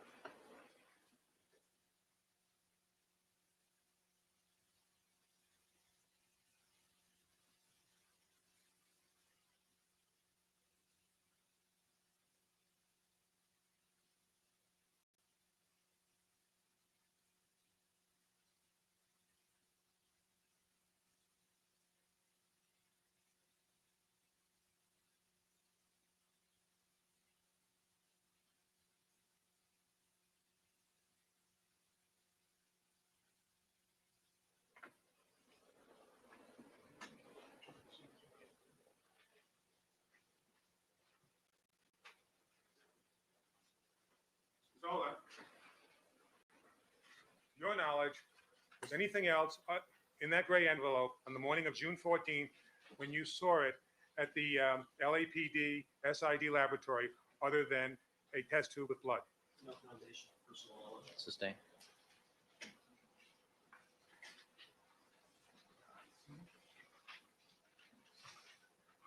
Did you at any time, Ms. Mazzola, feel in that envelope any other objects other than a test tube? Vegas today. Overruled. From the bit I saw, the envelope, it looked like it was just one tube, Looked like there was just a small tube in it, one tube. and nothing else was in the envelope other than that one tube. From what I could see, it That's all I'm looked asking. like a tube. Okay. Still no foundation, I- personal knowledge. I believe Your Honor now. I'd again now ask if I can test this around, given her last answer to the jury. Mr. Goldberg, any objection? Could I take the witness on Vadar? Yes. Did you look inside the envelope on June 14th? No. So when you said that there only appeared to be one tube in it, what were you basing that opinion on? From the outline on the envelope, You did not look inside. no. Your Honor, we're asking subject to connection. Ms. Mazzola, does this appear to accurately approximate the weight of the envelope that you have felt or seen with regards to this case? It's a little hard to tell, Your Honor. Blood, I don't know if blood weighs more than just 100% water or not. All right, other than that difference, does it feel approximately the same? I think your first question, or Peter's. Other than that difference, does it feel the same? Feels a little lighter, but To your knowledge, were there any other items inside that envelope, any reports or anything like that at the time that you carried it? that I know of personally, no. Go ahead. With the court's permission, I would like to now publish the envelope, let the jury hold it. You may. Thank you.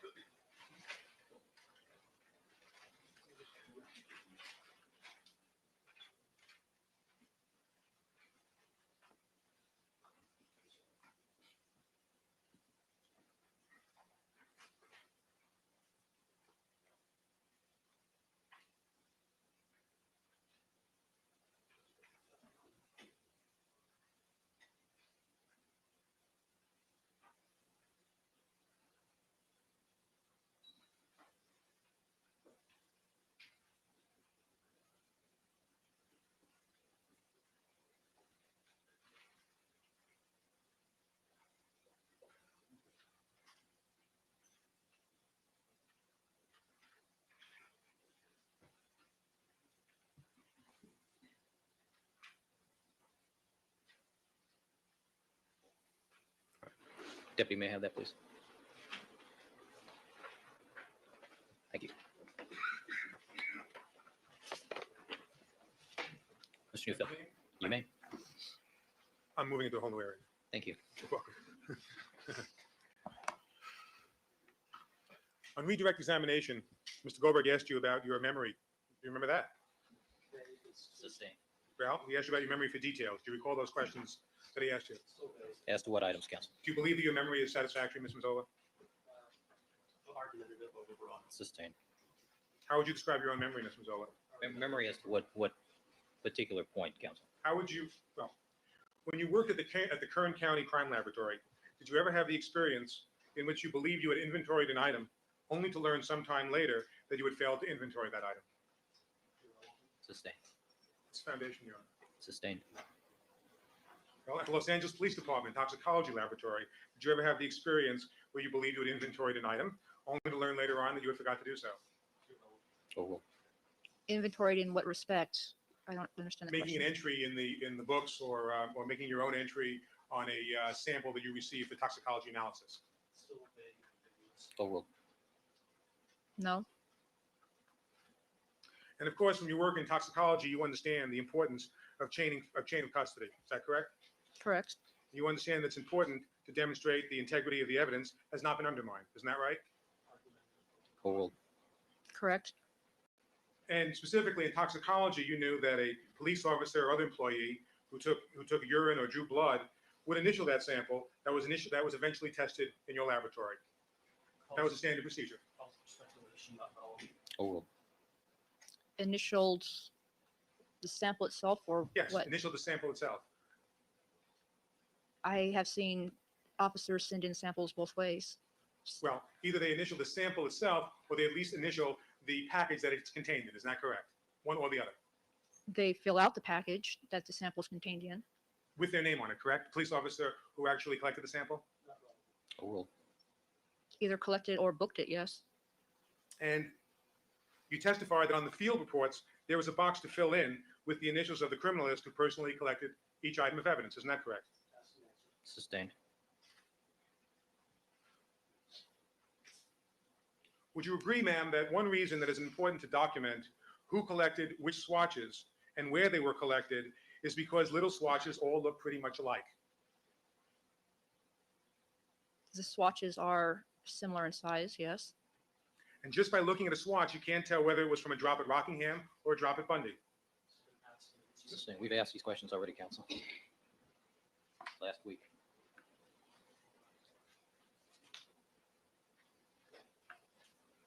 Well, at the mini academy at LAPD SID, were you ever instructed that items of evidence should be photographed prior to their actual booking? It's going to ask and answer. It has. Not with respect to these items, Your Honor, not with respect to the swatches. It has. You've already gone through the general booking procedures, counsel. Not- Yes, you have. Proceed.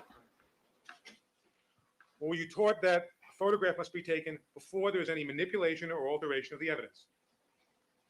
Same question. Proceed, counsel.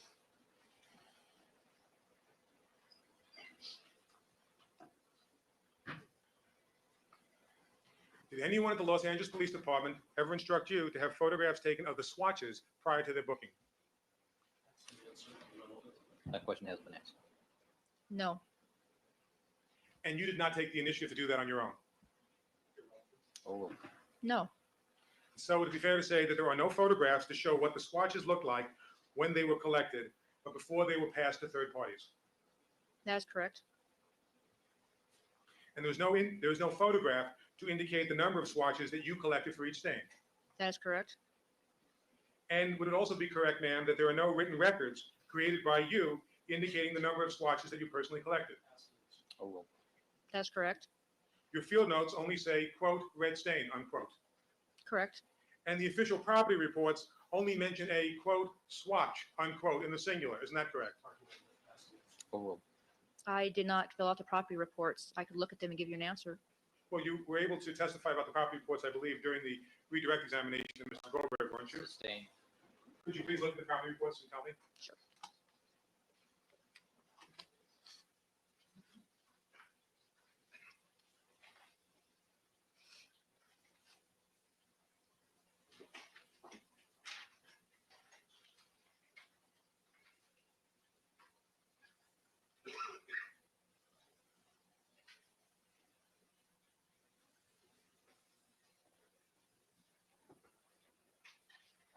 It is in the singular. It's in the singular. And in fact, isn't there a box or a column where the person filling out the property report is to indicate the quantity of an item? That's correct. And isn't it true that the quantity, namely the number of swatches for each of these bloodstains that you collected, is not filled in with a number? The boxes are not filled in. That's correct. So there's no listing of the quantity of swatches that were collected for each of these stains. Sustained. Now, even without photographs, would you agree that one way to distinguish one set of swatches from another is to clearly document the coin envelope that the swatches are collected in? It is clearly documented. Overruled. It is necessary to have information on the envelope, yes. And would you agree that one element of properly documenting the coin envelope the swatches are collected in is to record the initials of the criminalist who's collecting those swatches? Not necessarily. Well, would you agree that one reason for initialing the envelope is so it would be perfectly clear that this particular package contained the swatches that you collected as opposed to some other set of anonymous swatches? The item numbers and DR numbers identify which case and which item number the swatches came from. And do initials of the criminalist also help to identify it? Overruled. They could. And wouldn't it be fair to say, ma'am, that on the day that you collected the swatches in this place, you didn't even know the DR number, did you? At that time, no. The DR number hadn't been bought on June 13th, had it? I don't know when it had been bought. Well, if you knew that there was testimony that it was not brought until the 16th of June. Sustained. All right, council, let's take our break at this point. All right, ladies and gentlemen, we're going to take a 15-minute recess. Please remember all of my admonitions to you. Don't discuss the case amongst yourselves, form any opinions about the case, conduct any deliberations on the matter, or allow anybody to communicate with you. We'll take a 15-minute recess, and council, once you organize your exhibits for the next phase. All right. Ms. Mazzoli, you may sit down. And if you could, just so the jury can see it, I'm looking now at People's Exhibit 163E, which is a coin envelope containing some plastic bags, a white paper bindle, and inside the bindle, is there anything inside the bindle, ma'am? There are some white swatches. Okay, and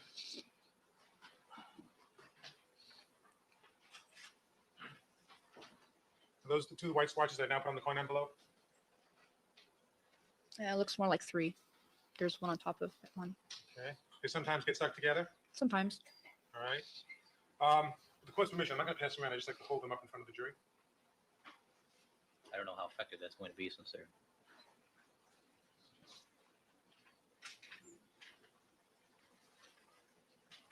Don't anybody sneeze.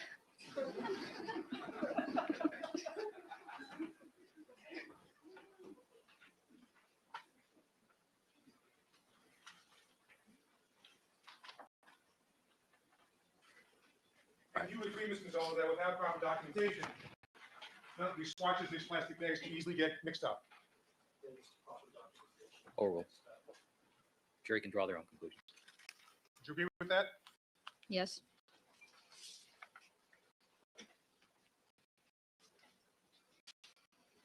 Would you agree that without proper documentation, it's easier for someone to tamper with them too? I don't follow that question. All right. Now, the next thing you did with the plastic bag was to put it into a clean coin envelope at the scene. Is that right? Correct? And just as the swatches in the plastic bags all look pretty much alike, so do the coin envelopes, don't they? Yes. And so it is the standard practice at the Los Angeles Police Department to write identifying information on each coin envelope at the scene. Isn't that right? Yes. And that is done so that one envelope and its contents can be distinguished from another. Correct. And would you agree, ma'am, that putting one's initials on the coin envelope at the scene is one way to identify a piece of evidence? Overruled.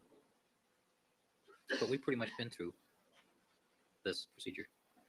I haven't been to this procedure, but it's- I Well, counsel, the jury already knows about this procedure. think so. Proceed.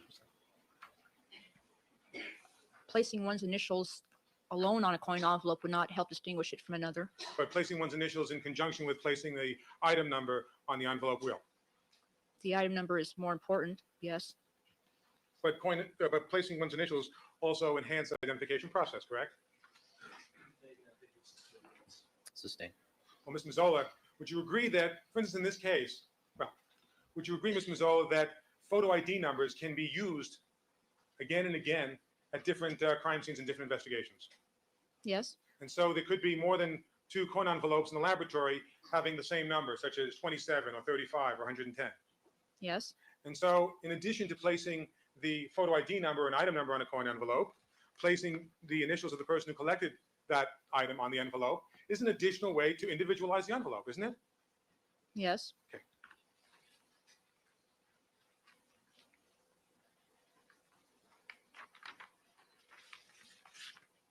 And isn't it a standard practice of the Los Angeles Police Department to retain for trial purposes the original coin envelopes used at the crime scene? I don't know if that is a standard practice or not. I'm not familiar with that. Well, did you ever testify as a witness in a toxicology case? Yes. And you were given a vial in an envelope? Yes. And when you would testify in court, was that same envelope retained and produced in court? Sustained. Would you agree that retention of the original documented coin envelope is one way to document the beginning of chain of custody? Overruled. Yes.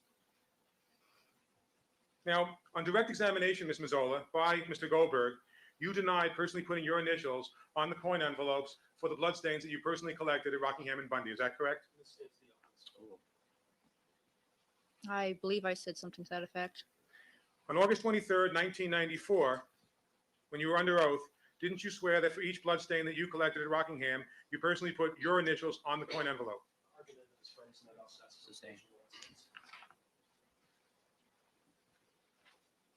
On August 23rd, 1994, referring to page 705, Also, I think this is an estimate answer. What line, counsel? Hmm? What line, counsel? I'm sorry, beginning at line 2 and ending at line 15, Which page? 705.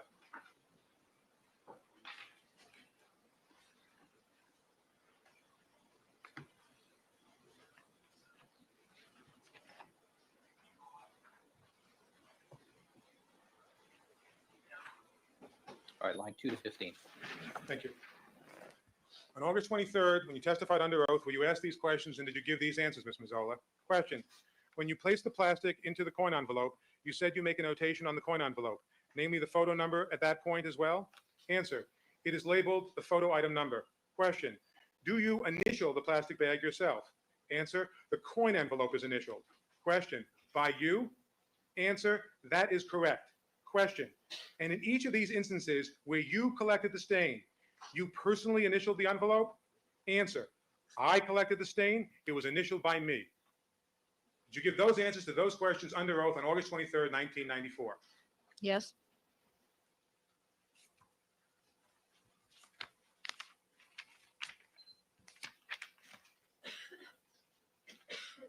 Now, Your Honor, also page 768, line 16 to 18.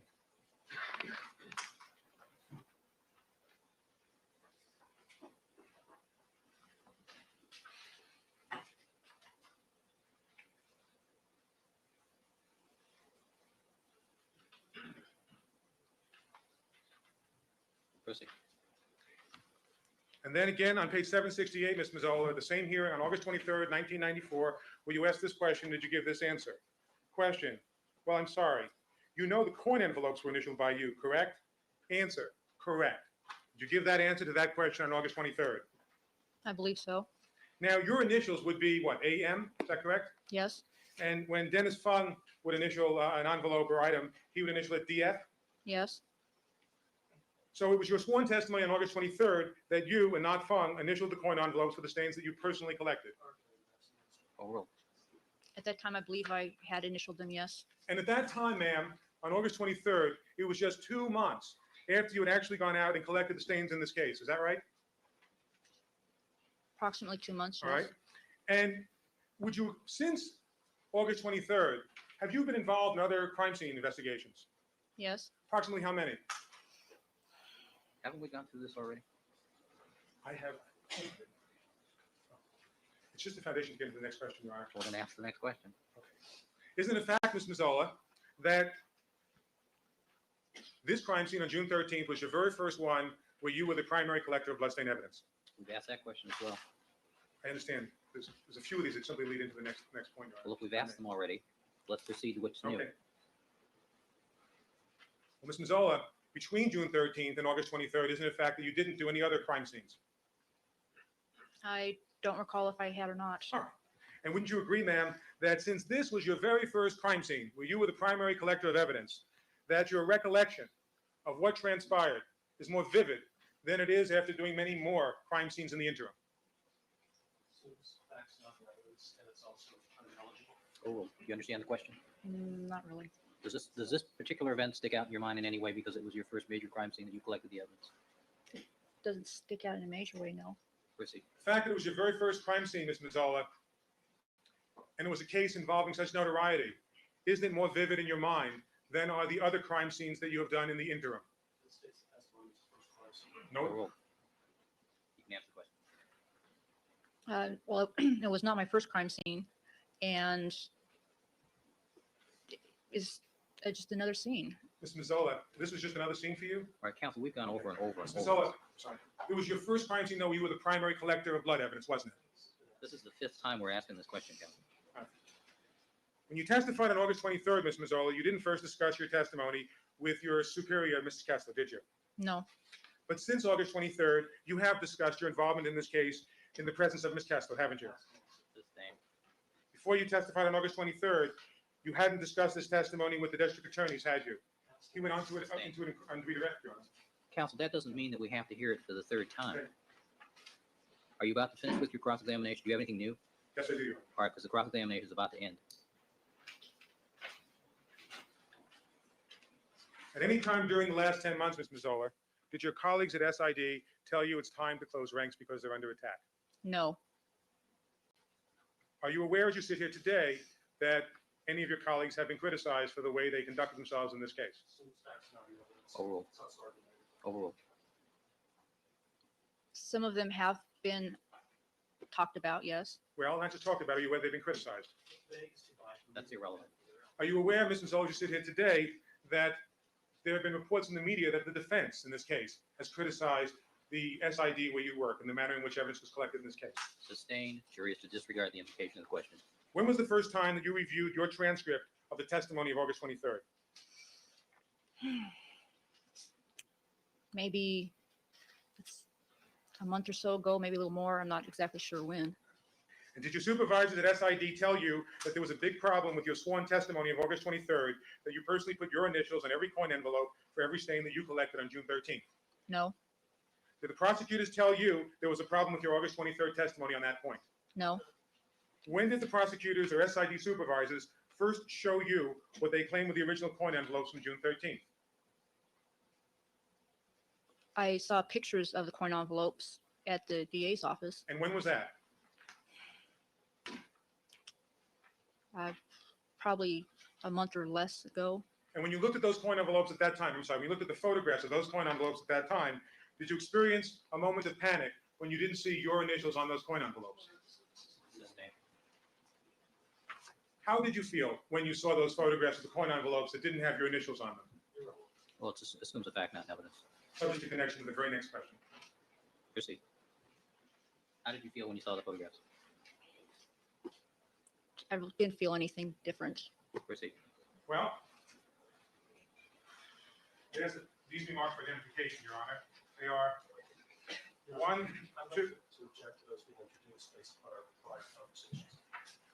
They still have biological evidence. All right, we'll mark them by reference. Do we have photographs of them as well? I don't have photographs of all of them now. I thought we probably do. We'll mark them by reference because the storage will remain with the LAPD. However, you may mark them by reference for the purpose of this hearing. Should we mark them collectively as one exhibit? Next in order. I don't know, because I think that we are going to need to refer to them individually when we get to the testing. So unfortunately, I think we need to individually mark each one of these. Mr. Goldberg, do you agree with that?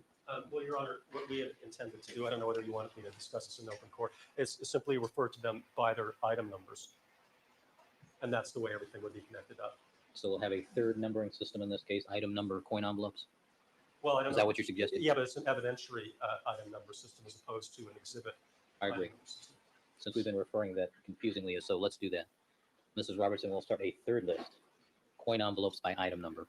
All right, and council will both sides stipulate that the coin number, item number will be as written on the coin envelope for the purposes of the record. That'll make it simple.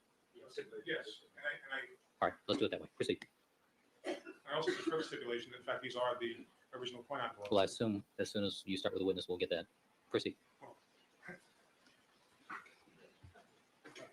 going to show you then coin envelopes with the following numbers on them: 1, 4, 5, 6, 7, 8, 11, 12, and 14. I'd like you to take a look at them, please. All right, these are the Rockingham item numbers. Yes. All right.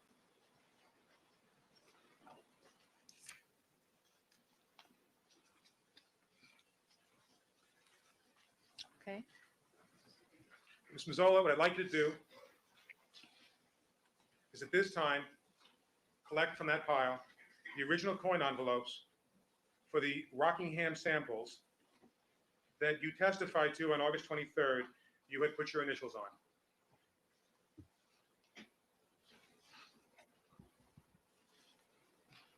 I reject that question on the grounds that it's unintelligible. Sustained.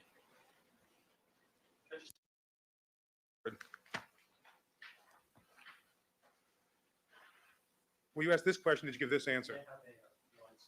Line 11.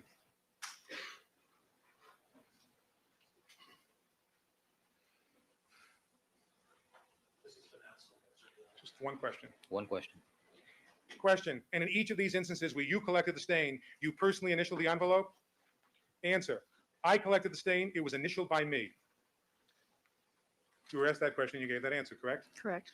Now, Ms. Mazzola, what I'm asking you to do is in that pile of coin envelopes that you have in front of you with the numbers that I just gave you, each of those numbers represents a different item number, does it not? Yes. What I'm asking you to do is to pull out the coin envelopes and with the item numbers for the blood drops found at the Rockingham property that at that August 23rd hearing that I just read to you from in this case has your initials on them. Still argumentative and Sustained. Ms. Mazzola, do any of those coin envelopes that have been produced in court today by the prosecutor have your initials on them? These alone or Well, I'm asking you about those. Those are the Rockingham, those have been purported to be the Rockingham blood drops.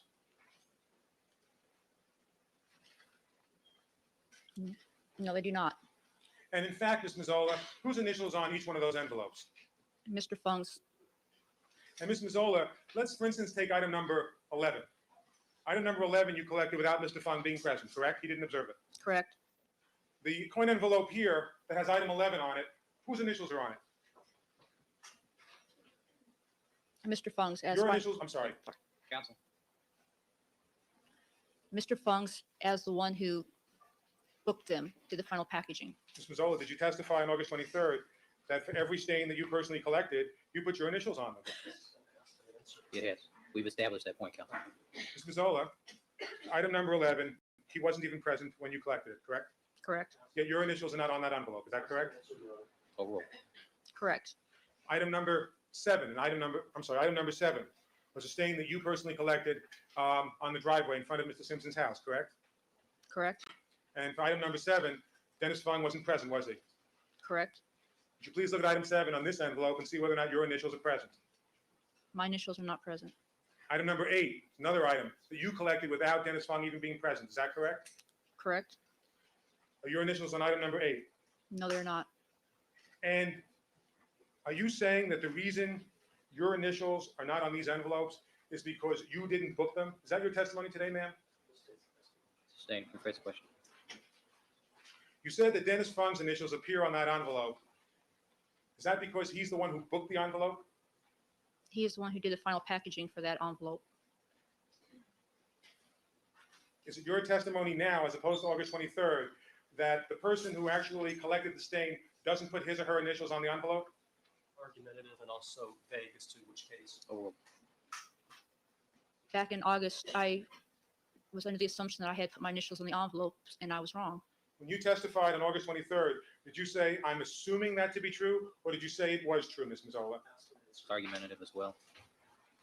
Ms. Mazzola, in response to the question as to whether you initialed the envelopes at the August 23rd hearing when you testified under oath, did you ever say, I'm not sure?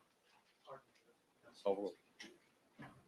I do not remember if I said, I do not remember. I'm sure your testimony just refresh your recollection. Counsel, we've gone over it now. You've established the point.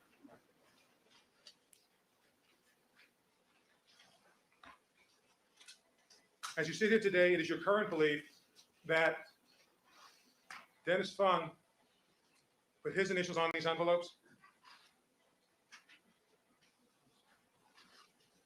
On these, yes.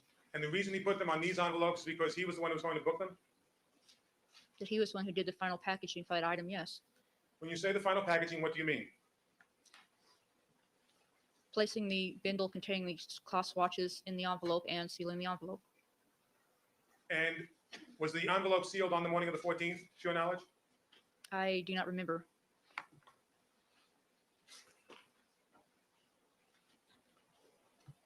Now I'll show you a group of group of envelopes.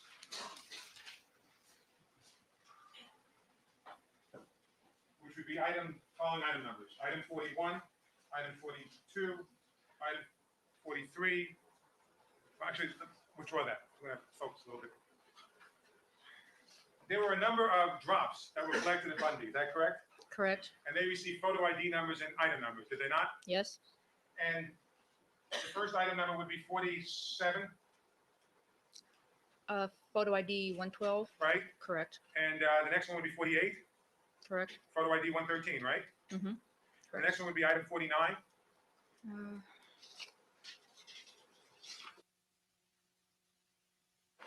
Correct. My record reflect the witness is referring to her field notes. And the next one would be item 50, which is ID 115, correct? Correct. Finally, the last one in that series of drops is item 52, which is 117, correct? Correct. Okay. You guys going to take a look at these items.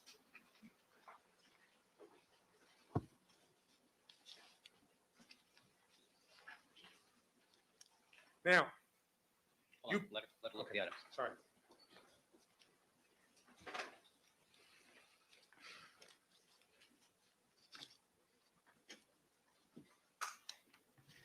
Okay. Ms. Mazzola, you personally collected the blood drop stains that became items 47, 48, and 50. Is that correct? Correct. Do 47, 48, or 50 have your initials on them?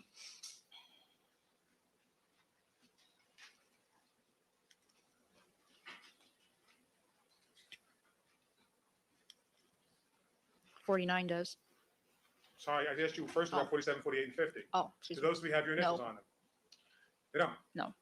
Now, items 49 and 52 have your initials. Is that correct? Correct. And you're saying now that items 49 and 52 have your initials because you were the person who was there when the package was ultimately sealed for booking I am the one who placed the bindle in the package and sealed it. and sealed it. And when did that sealing occur, ma'am? What day? I can't remember if it was the 14th or not.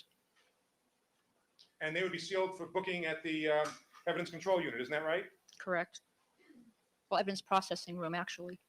Well, that's what you would do the sealing, but once they're actually sealed, then they're taken over to the evidence control unit to be frozen, isn't that right? To be booked in and frozen, yes. And so to the best of your recollection, as you sit here today, you sealed items 49 and 52 on June 14th for booking. Is that correct?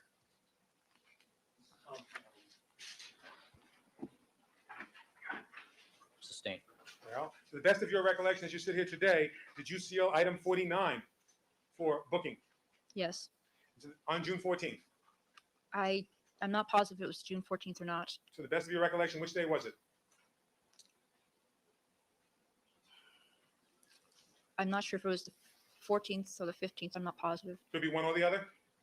Could be. How about item 52? Are you saying that the reason your initials appear on item 52 is because you're the person who sealed that envelope for booking on June 14th or June 15th? Correct.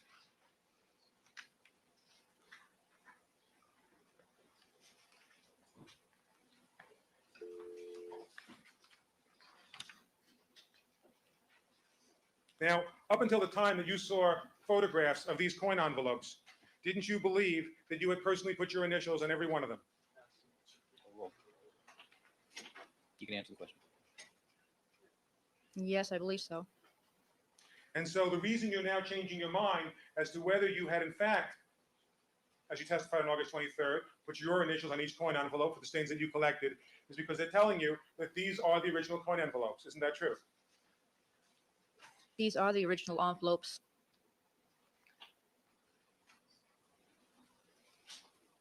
When the district attorney showed you photographs of these coin envelopes, did they point out to you that most of the envelopes, contrary to your sworn testimony of August 23rd, didn't have your initials on them? I do not believe so. And did you realize that when the prosecutor showed you the coin envelopes, that if your sworn testimony of August 23rd was correct, then the absence of your initials on some of these coin envelopes could mean that the original evidence may have been tampered with, in your mind? Sustained. Well, when the prosecutors showed you those photographs, up until that time, you believed, to the best of your recollection, that you had written your initials on the original coin envelopes at the scene on June 13th. Isn't that true? Yes. Would you agree, ma'am, that if your testimony on August 23rd was truthful and was accurate, that that would mean that these envelopes were not the original envelopes? Sustained. Speculation.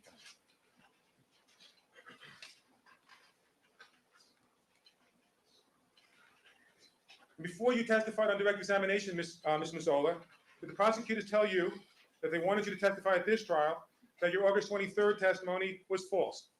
This is not Sustained. There's counsel without the court reporter, please.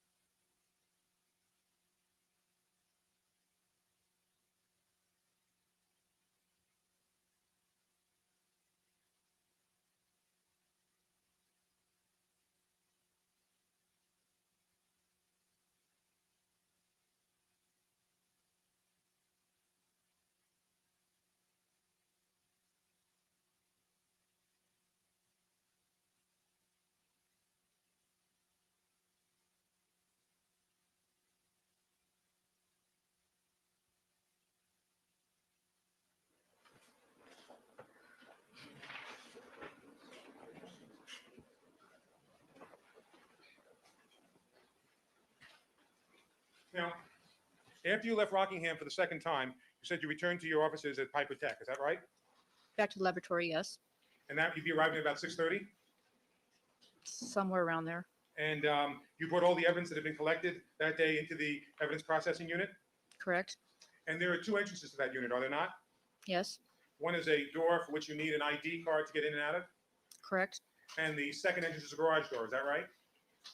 It is a roll-up door, yes. And for instance, if I were to enter the evidence processing unit with you, and you put up your card to gain access, I would not have to put up my card to go in with you, would I? No, you would not. And if once inside, someone opened that roll-up door, then other people could come and go from the evidence processing unit through that large door, which is big enough for a car or a truck. Is that right? Correct?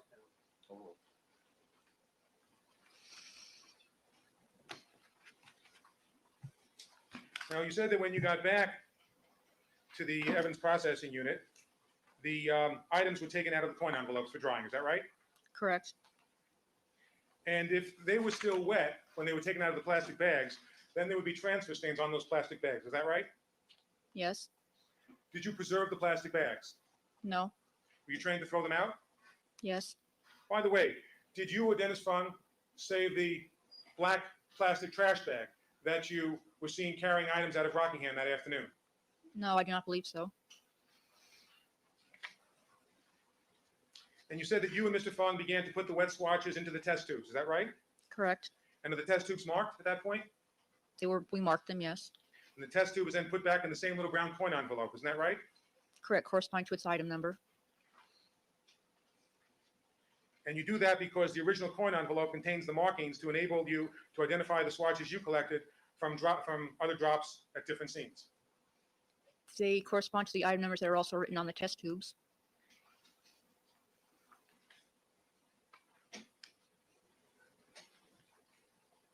And I believe it's your testimony on direct examination that at least with respect to some of the bloodstains, you personally removed the swatches from the plastic bags and put them into test tubes. Isn't that right?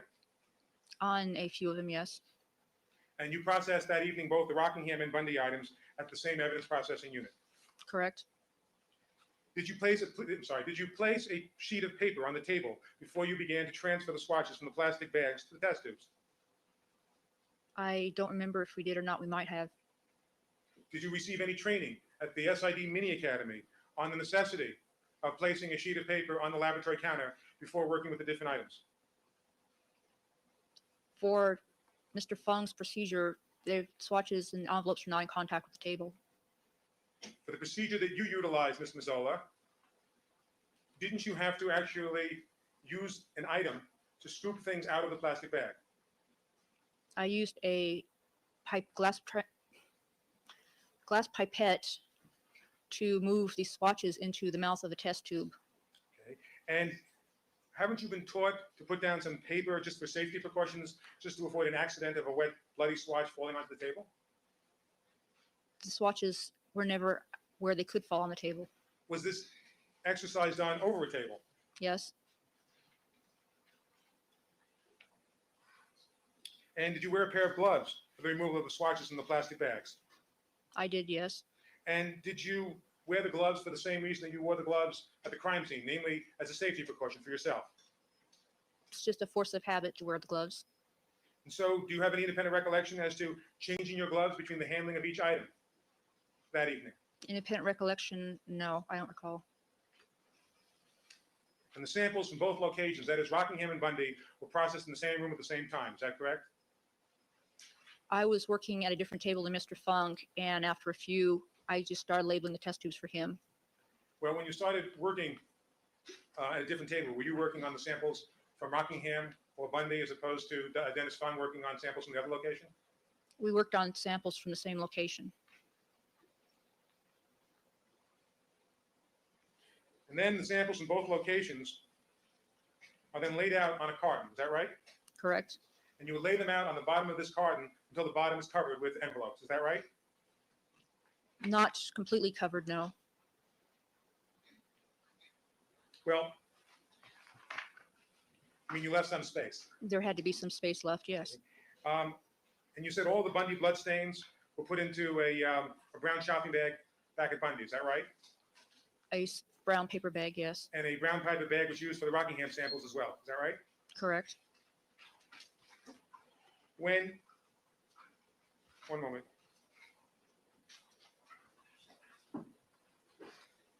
Did you watch Dennis Fong do his procedure after you stopped doing yours?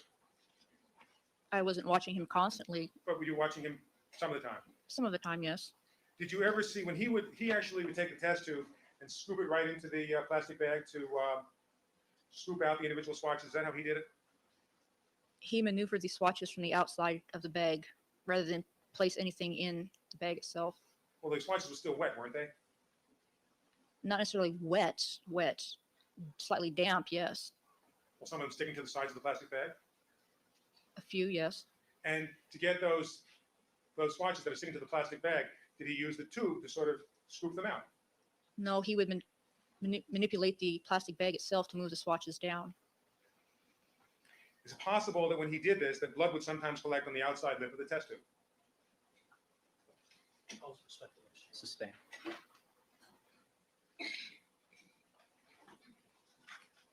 When the test tube is then placed in the coin envelope, is the lip of the test tube sticking out? Yes, And the envelope itself is left open in the carton, is it not? yes. Has anyone at the SID taught you that when blood on the test tube or on the lip of the test tube dries, it can flake or aerosol? Sustain. Have you ever been taught anything about the dangers of, or the possibility, sorry, withdrawing. Have you received any training at all about potential contamination which can occur as the blood dries in those test tubes when the envelope is left open? Call roll. Have you received any such training? No, Then you left these envelopes in the carton in a cabinet in the room, correct? correct. The cabinet's not locked, is it? No, And when you left for the evening, did you take the clipboard, clipboard with the field notes home with you? no. Did you leave them on the table at the evidence processing unit so you'd have them out the next day? They were left in the evidence processing room. Now, the next day, you arrived at the evidence processing unit at about 6:52 in the morning, didn't you? I don't recall the exact time I showed up.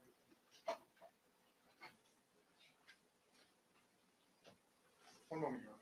Certainly.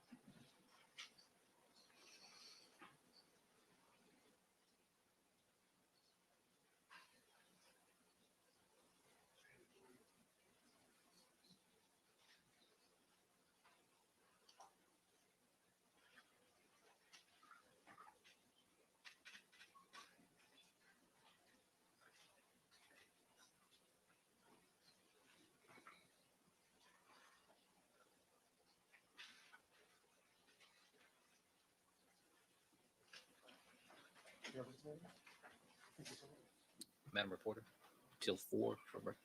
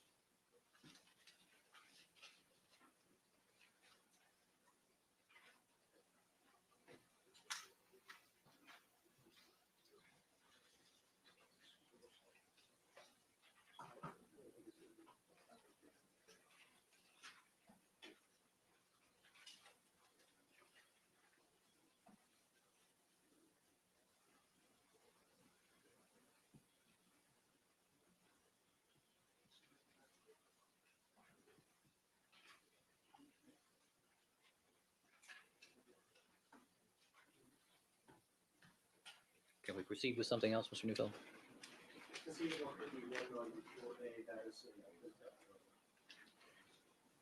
Mrs. Robertson, 194A. I'm sorry.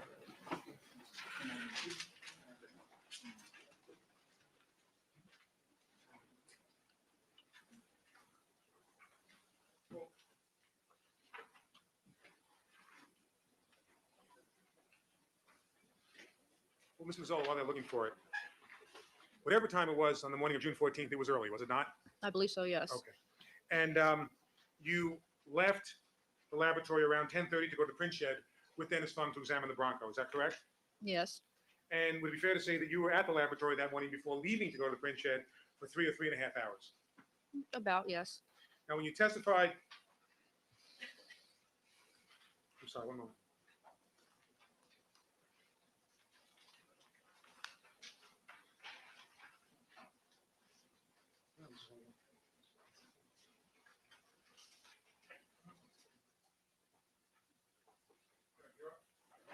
Mr. Mazzola, I simply show you, see if it refreshes your recollection as to what time you arrived. Offense exhibit number 1100.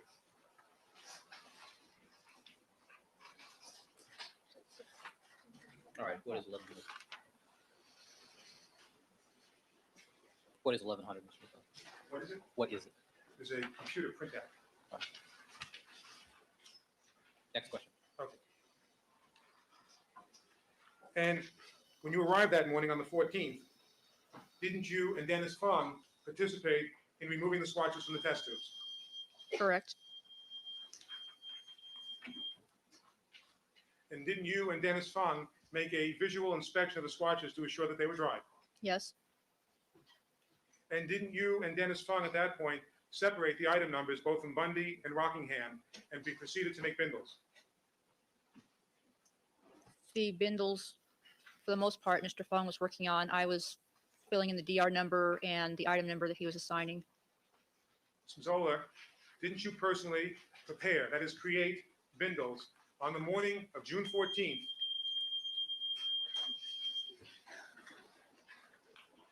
We'll have to get a bucket of water for those things. Proceed. Mr. Zola, this is a paper bindle, is it not? Yes, it is. And you create these bindles by simply folding up a piece of white paper into different sections, is that right? Yes, And then once you fold up this piece of paper, you then put the swatches inside, and then you fold it closed, and that's how you hold the swatches, is that correct? correct. Isn't it a fact that on the morning of June 14th, that you personally created these bindles for some of the items of evidence, for some of the stains in this case, and put swatches in them? For a few of them, yes.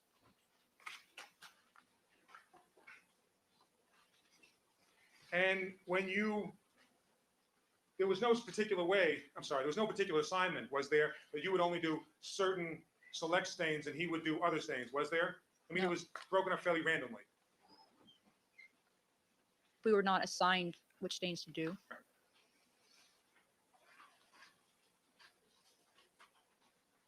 And all you did that day is you and Dennis Fung simply divided up the test tubes containing these swatches and performed these tests at different tables in the same room, isn't that right? Overruled. Overruled. Actually, no, sustained. It's not test. Test tubes, I said, didn't I? No, you I said test. apologize. In fact, what happened on June 14th is that you and Dennis Fung simply divided up the test tubes containing the swatches and began to process them. I started processing, as I said, a few, and then after a few, Mr. Fung was much faster, and I started helping him. When you testified on August 23rd, did you ever limit your involvement in this case to simply a few? It's improper impeachment. Sustained. per se.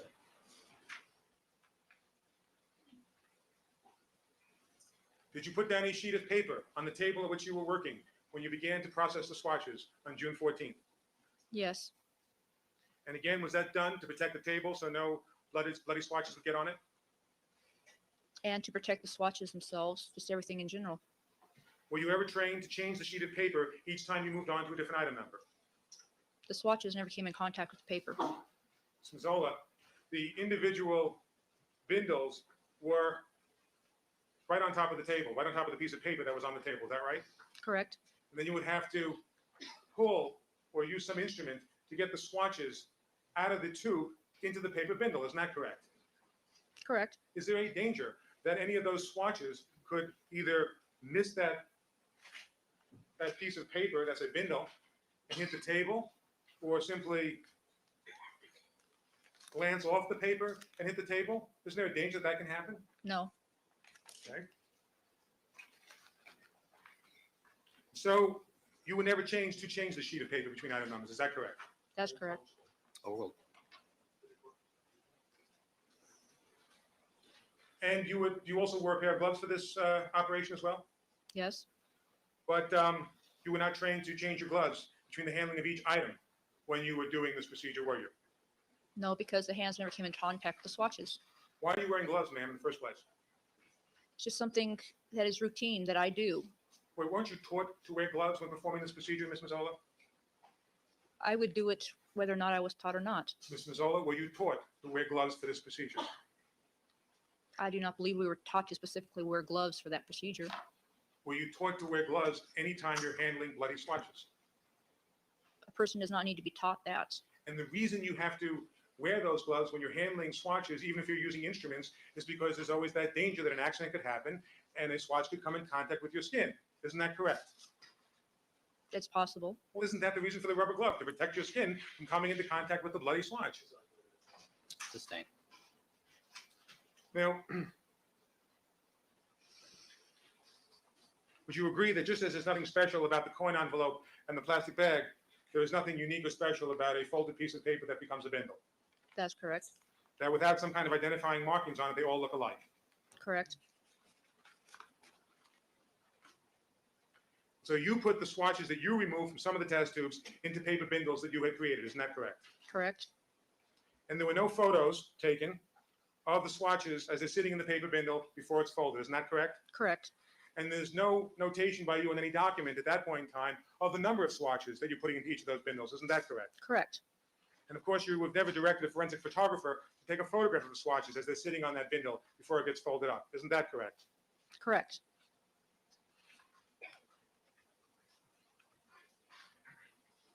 Do you know, as to your recollection of that day, were the swatches all dry as they were put into the paper bindles? The swatches were all dry before they were put into the paper bindles. Do you have an independent recollection of that? If they were not dry, they would not be put into the paper. That's your standard procedure? Yes.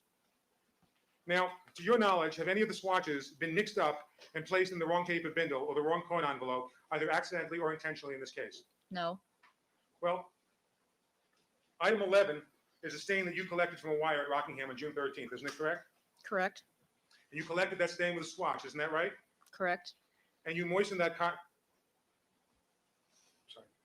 Are you aware, as you sit here today, Ms. Mazzola, that a technician employed by the California Department of Justice tested the swatch that you put in the evidence bindle, and it tested negative for the presence of blood? Sustained.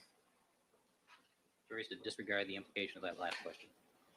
Would you agree, Ms. Mazzola, that some swatches could get put in a bindle which has been incorrectly, accidentally marked? No.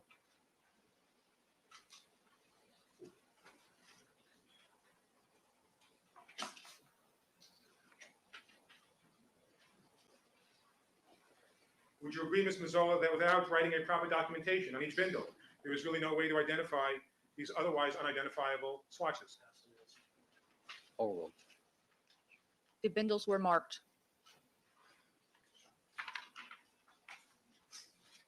Now, Ms. Mazzola, when you, sorry, one moment. With respect to every bindle, Ms. Mazzola, that you personally folded and packaged on the morning of June 14th, didn't you write your own initials on those bindles? On the bindles themselves? Yes, No, the item number. page 768.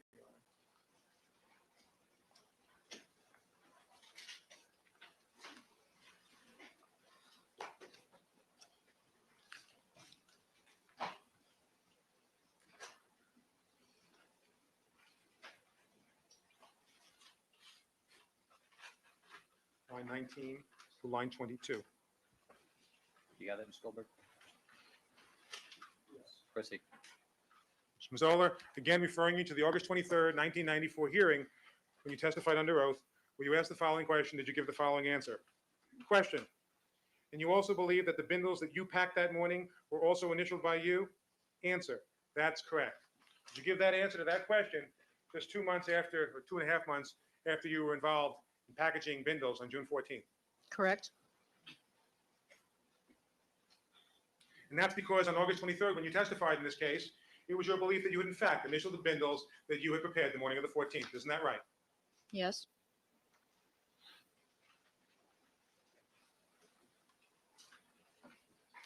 And the reason that you would put your initials, I'm sorry, the reason that you would put your initials on these bindles is because you had learned that technique from watching other criminalists at the crime scenes that you had been present at. Isn't that correct? Correct. And that you learned from these other criminalists, Ms. Mazzola, that whenever you personally create a bindle, you write your initials on the outside. Isn't that correct? Correct.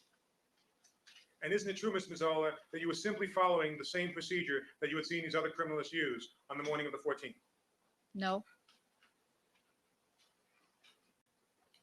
Isn't it a fact, Ms. Mazzola, that all the bindles that you initialed were put back in the original coin envelopes on the morning of the 14th?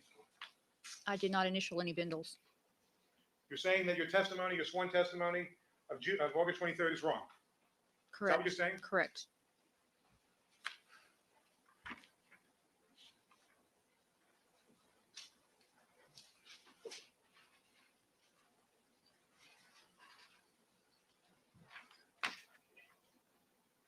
Were you taught, Ms. Mazzola, that to demonstrate a reliable chain of custody, the original paper bindles created the morning of June 14th, 1994 are retained for trial? Have you been taught that? Not really, no. Have you been taught that by keeping the original bindles, the police can show that the swatches sent out to other labs come from the original bindle that the evidence was placed in? Polo. I do not know that. Were you taught at any point, Ms. Mazzola, that at trial, by placing one's initials on the original bindle, it can be identified by a criminalist as the same bindle that that criminalist folded and personally placed evidence in on a particular date? I was not told that, no. Were you told that one reason to retain the original bindles is to refute an allegation that the original evidence had been tampered with? No. You've been told that the practice of saving original bindles is a standard practice of the Los Angeles Police Department? I had not been told that, no. Ms. Mazzola, what I'd like you to do now, looking at the envelopes that are in front of you, the coin envelopes, I would like you to produce those paper bindles that in your sworn testimony of August 23rd, you claimed had your initials written on them. Sustained. Ms. Mazzola, when was the first time you learned that the paper bindles that the prosecution intended to introduce in this case did not have your initials on them? Since that's not evidence, we intend to introduce them. Sustained. Ms. Mazzola, would you please now look through those envelopes and show this jury which, if any, of those bindles have your initials on them? As I had said before, they do not have my initials on them. And you know that, Ms. Mazzola, because before this jury walked in here today, you opened each and every one of those coin envelopes, didn't you? I had known that my initials were not on the bindles before today. When was it that you first learned that your initials were not on the bindles, Ms. Mazzola? It was some time ago. Well, was it after August 23rd, Ms. Mazzola? It was after, yes. Was it during one of the prep sessions with the prosecutors that you learned that, Ms. Mazzola? No, I do not believe so. Was it one of your superiors at SID who first brought that to your attention? No, Was it another employee at SID who brought that to your attention? I do not believe it was another employee who Were brought you- to my attention. Were you shown photographs of those bindles? No, One moment. Who was it who first brought it to your attention that the bindles that the prosecution was saying were the original bindles did not have your initials on them? Overruled. I had seen a few of the bindles in serology and they did not have my initials on them. And when was that approximately? I can't tell you approximately. I don't remember the When you date. say you saw a few of the bindles, approximately how many bindles did you see? I can't remember the exact number or even the approximate number. Well, It you was said, some bindles. all right, but as you know, Ms. Mazzola, there were at least 30 or 40 bindles generated in this case, correct? By you on the 13th and 14th. That's not evidence. Sustained. Well, would you agree, Ms. Mazzola, that there were more than 25 bindles generated by bloodstain evidence in this case? I did not count them. Would you please take a quick look at your notes? Maybe that'll refresh your recollection as to how many bloodstained bindles were generated in this case.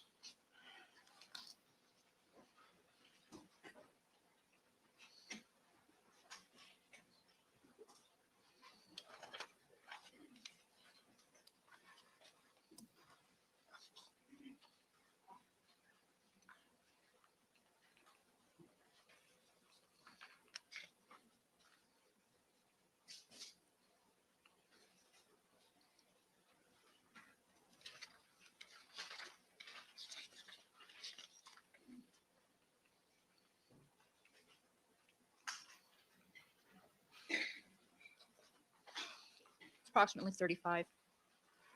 And you said you saw a few in serology one day, is that right? Correct. By the way, you're not assigned to serology, you're assigned to toxicology, isn't that right? Correct. Were you brought over to serology to look at some of the bindles that had been collected in this particular case? I was not bought over, no, Why were you looking at some of the bindles in this case in the serology laboratory? because I had gone over there to look at them. And had someone asked you to come over to look at them? No, Well, how did you know that these bindles were out on the counter in the serology laboratory? I saw them as I was passing by. You mean, how big is the serology laboratory, Ms. Mazzola? I don't know. Well, would you agree that it's certainly longer than the width of this courtroom, the entire serology laboratory? I don't go into serology a lot. I couldn't tell you honestly. Well, just approximate. Would you say it's almost as long as this room? I don't know. Is it at least half the size of this room, Ms. Mazzola? At least half the length, yes. And there are many different workspaces in there? They're the main table down the middle, yes. And that table runs the entire length of the room, doesn't it? Not the entire length, no. And there are workstations around the perimeter of the room as well? I don't know if those are workstations or not.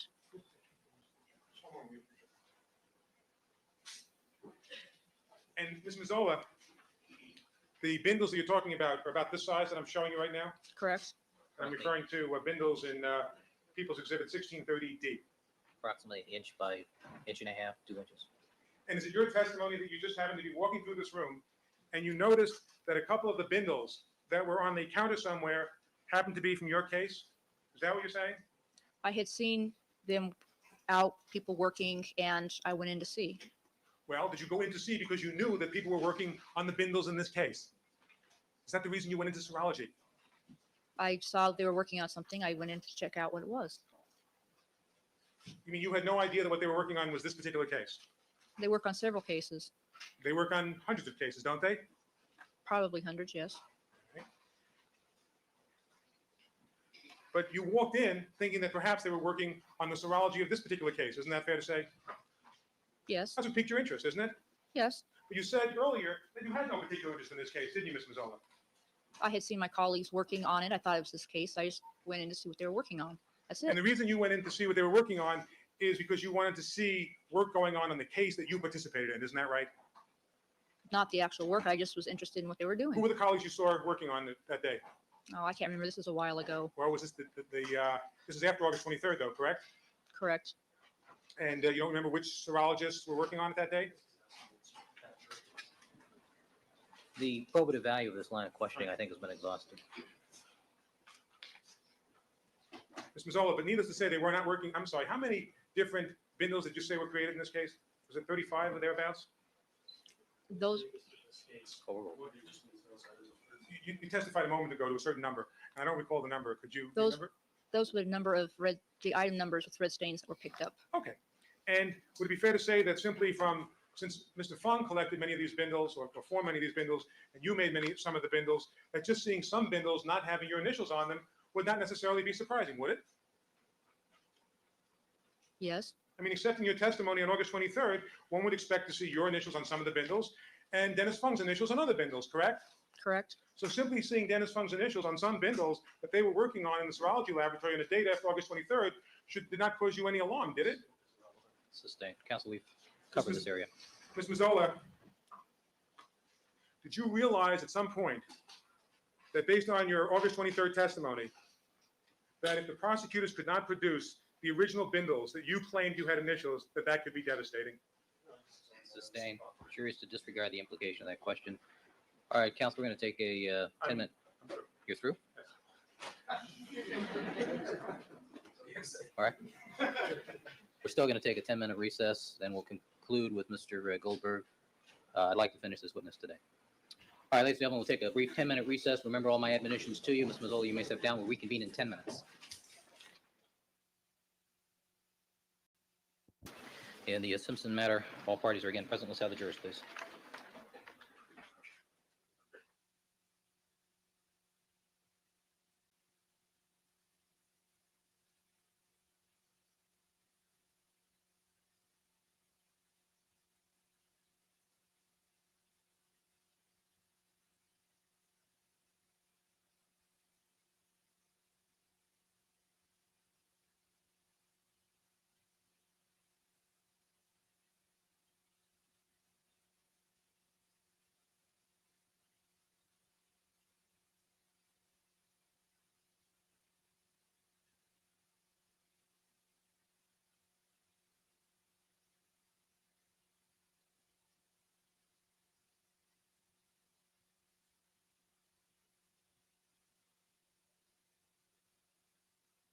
Let the record reflect, we've now been rejoined by all the members of our jury panel. Ms. Mazzola is again on the witness stand. Ms. Mazzola, good afternoon again, and you were reminded you were still under oath. And Mr. Goldberg, you may commence and conclude your redirect examination. Thank you. I don't think it'll be too long, hopefully. Good afternoon, Ms. Mazzola. Good afternoon. Ladies and gentlemen. Ms. Mazzola, as to the coin envelopes that you were asked about on cross-examination by the defense attorney, did you open up and look in every single one of these coin envelopes today? Yes, And where did you do that? here in the courtroom, Who was present when you did that? the prosecution and the defense, Was this something that was done on the record but outside the presence of the jury? correct? And did you take a look at the the bindles that were in each one of those coin envelopes? Correct. When you did that, did you recognize the bindles in each one of the coin envelopes? I recognize them as to the item numbers. Did you recognize the writing on the numbers as being either yours or Dennis Fung's? For the item numbers, yes. And on many of them, did you recognize Dennis Fung's initials? I don't remember if I saw his initials or not. Okay, let's take one of these items as an example. Item number 47, if I may. I'm not going to go through all of these now, but I'd like her just to remove from item number 47. I need pair gloves. Gloves? Do you need gloves? Yes. Thank you. No, do you want to have her put something down on the court's? Why don't you clear that box off, Goldberg, for us? There's which hand are the towels? I mean, the glove box. Thank you.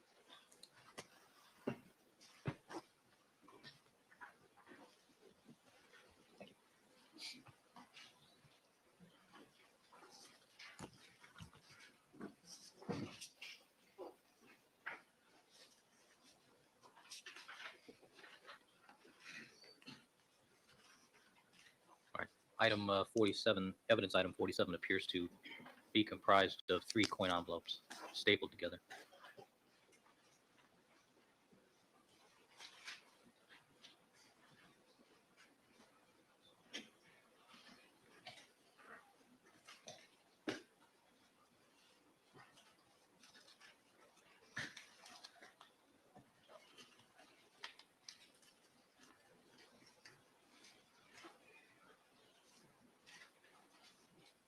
Now, maybe you can just hold that up for the jury so that they can see it.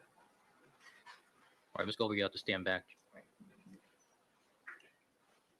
Now, this appears to have quite a bit of writing on it. Did it have all that writing on it when you created the bindle initially? No, Can you tell us what writing was on it at the time that the bindle was originally created?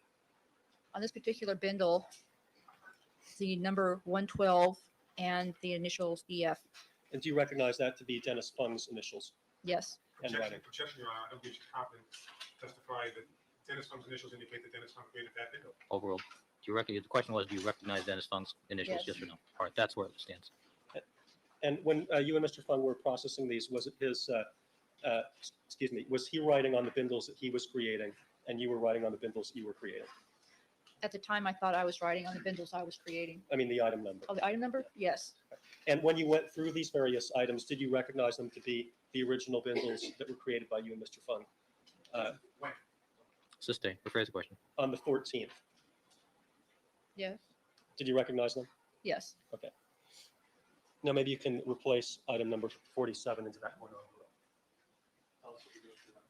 Just placing the bindle back into the coin envelope. Before we move on to the next bindle in item number 47, do you see the original coin envelope into which the item was placed on the 13th when it was collected? Yes, Can you hold that up so the jurors can see?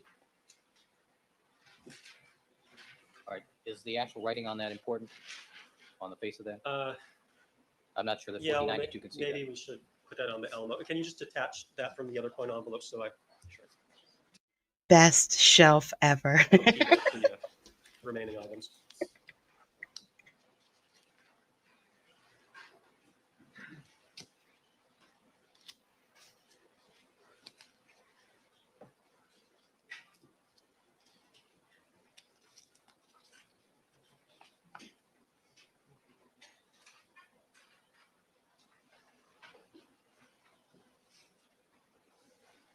Sorry, we thought an office was opening at 8 and my daughter was just going to take care of something right before work, but it didn't open till 8:30. So she couldn't and I had to, and there was nothing I could do about it.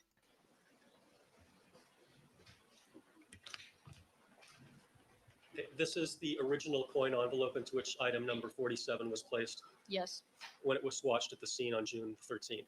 correct. And you were asked about photo documenting these items.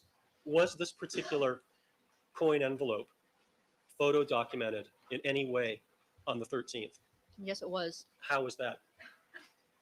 This particular coin envelope, photo item 112, was the actual photo ID card at the scene for item 112. So if we looked at the photograph for item number 47 that was taken at the Bundy location, we would actually see this photo ID number 112. Correct. And why is this particular coin envelope folded? Because it was folded to be used as the actual photo ID card. And have you recognized when you looked at the photo ID numbers that were placed on the Bundy Trail, for instance, were you able to recognize that those were in fact the coin envelopes into which the items were placed? Yes. Now, at the upper portion of this coin envelope, there's something that says DR and then there's a number on it. What's that? That is the DR number that is assigned to each particular case, scene, sample that we get into toxicology. And was that assigned and put on this when they were processed on the 14th? No, that is bought usually by the detectives that are in charge. Okay. We did it. We have to stop now. It's almost been 3 hours. Thanks for taking care of my stream today, guys. I really appreciate it. I hope you guys have a great Monday. I'll see you again really, really soon, though. Bye, guys.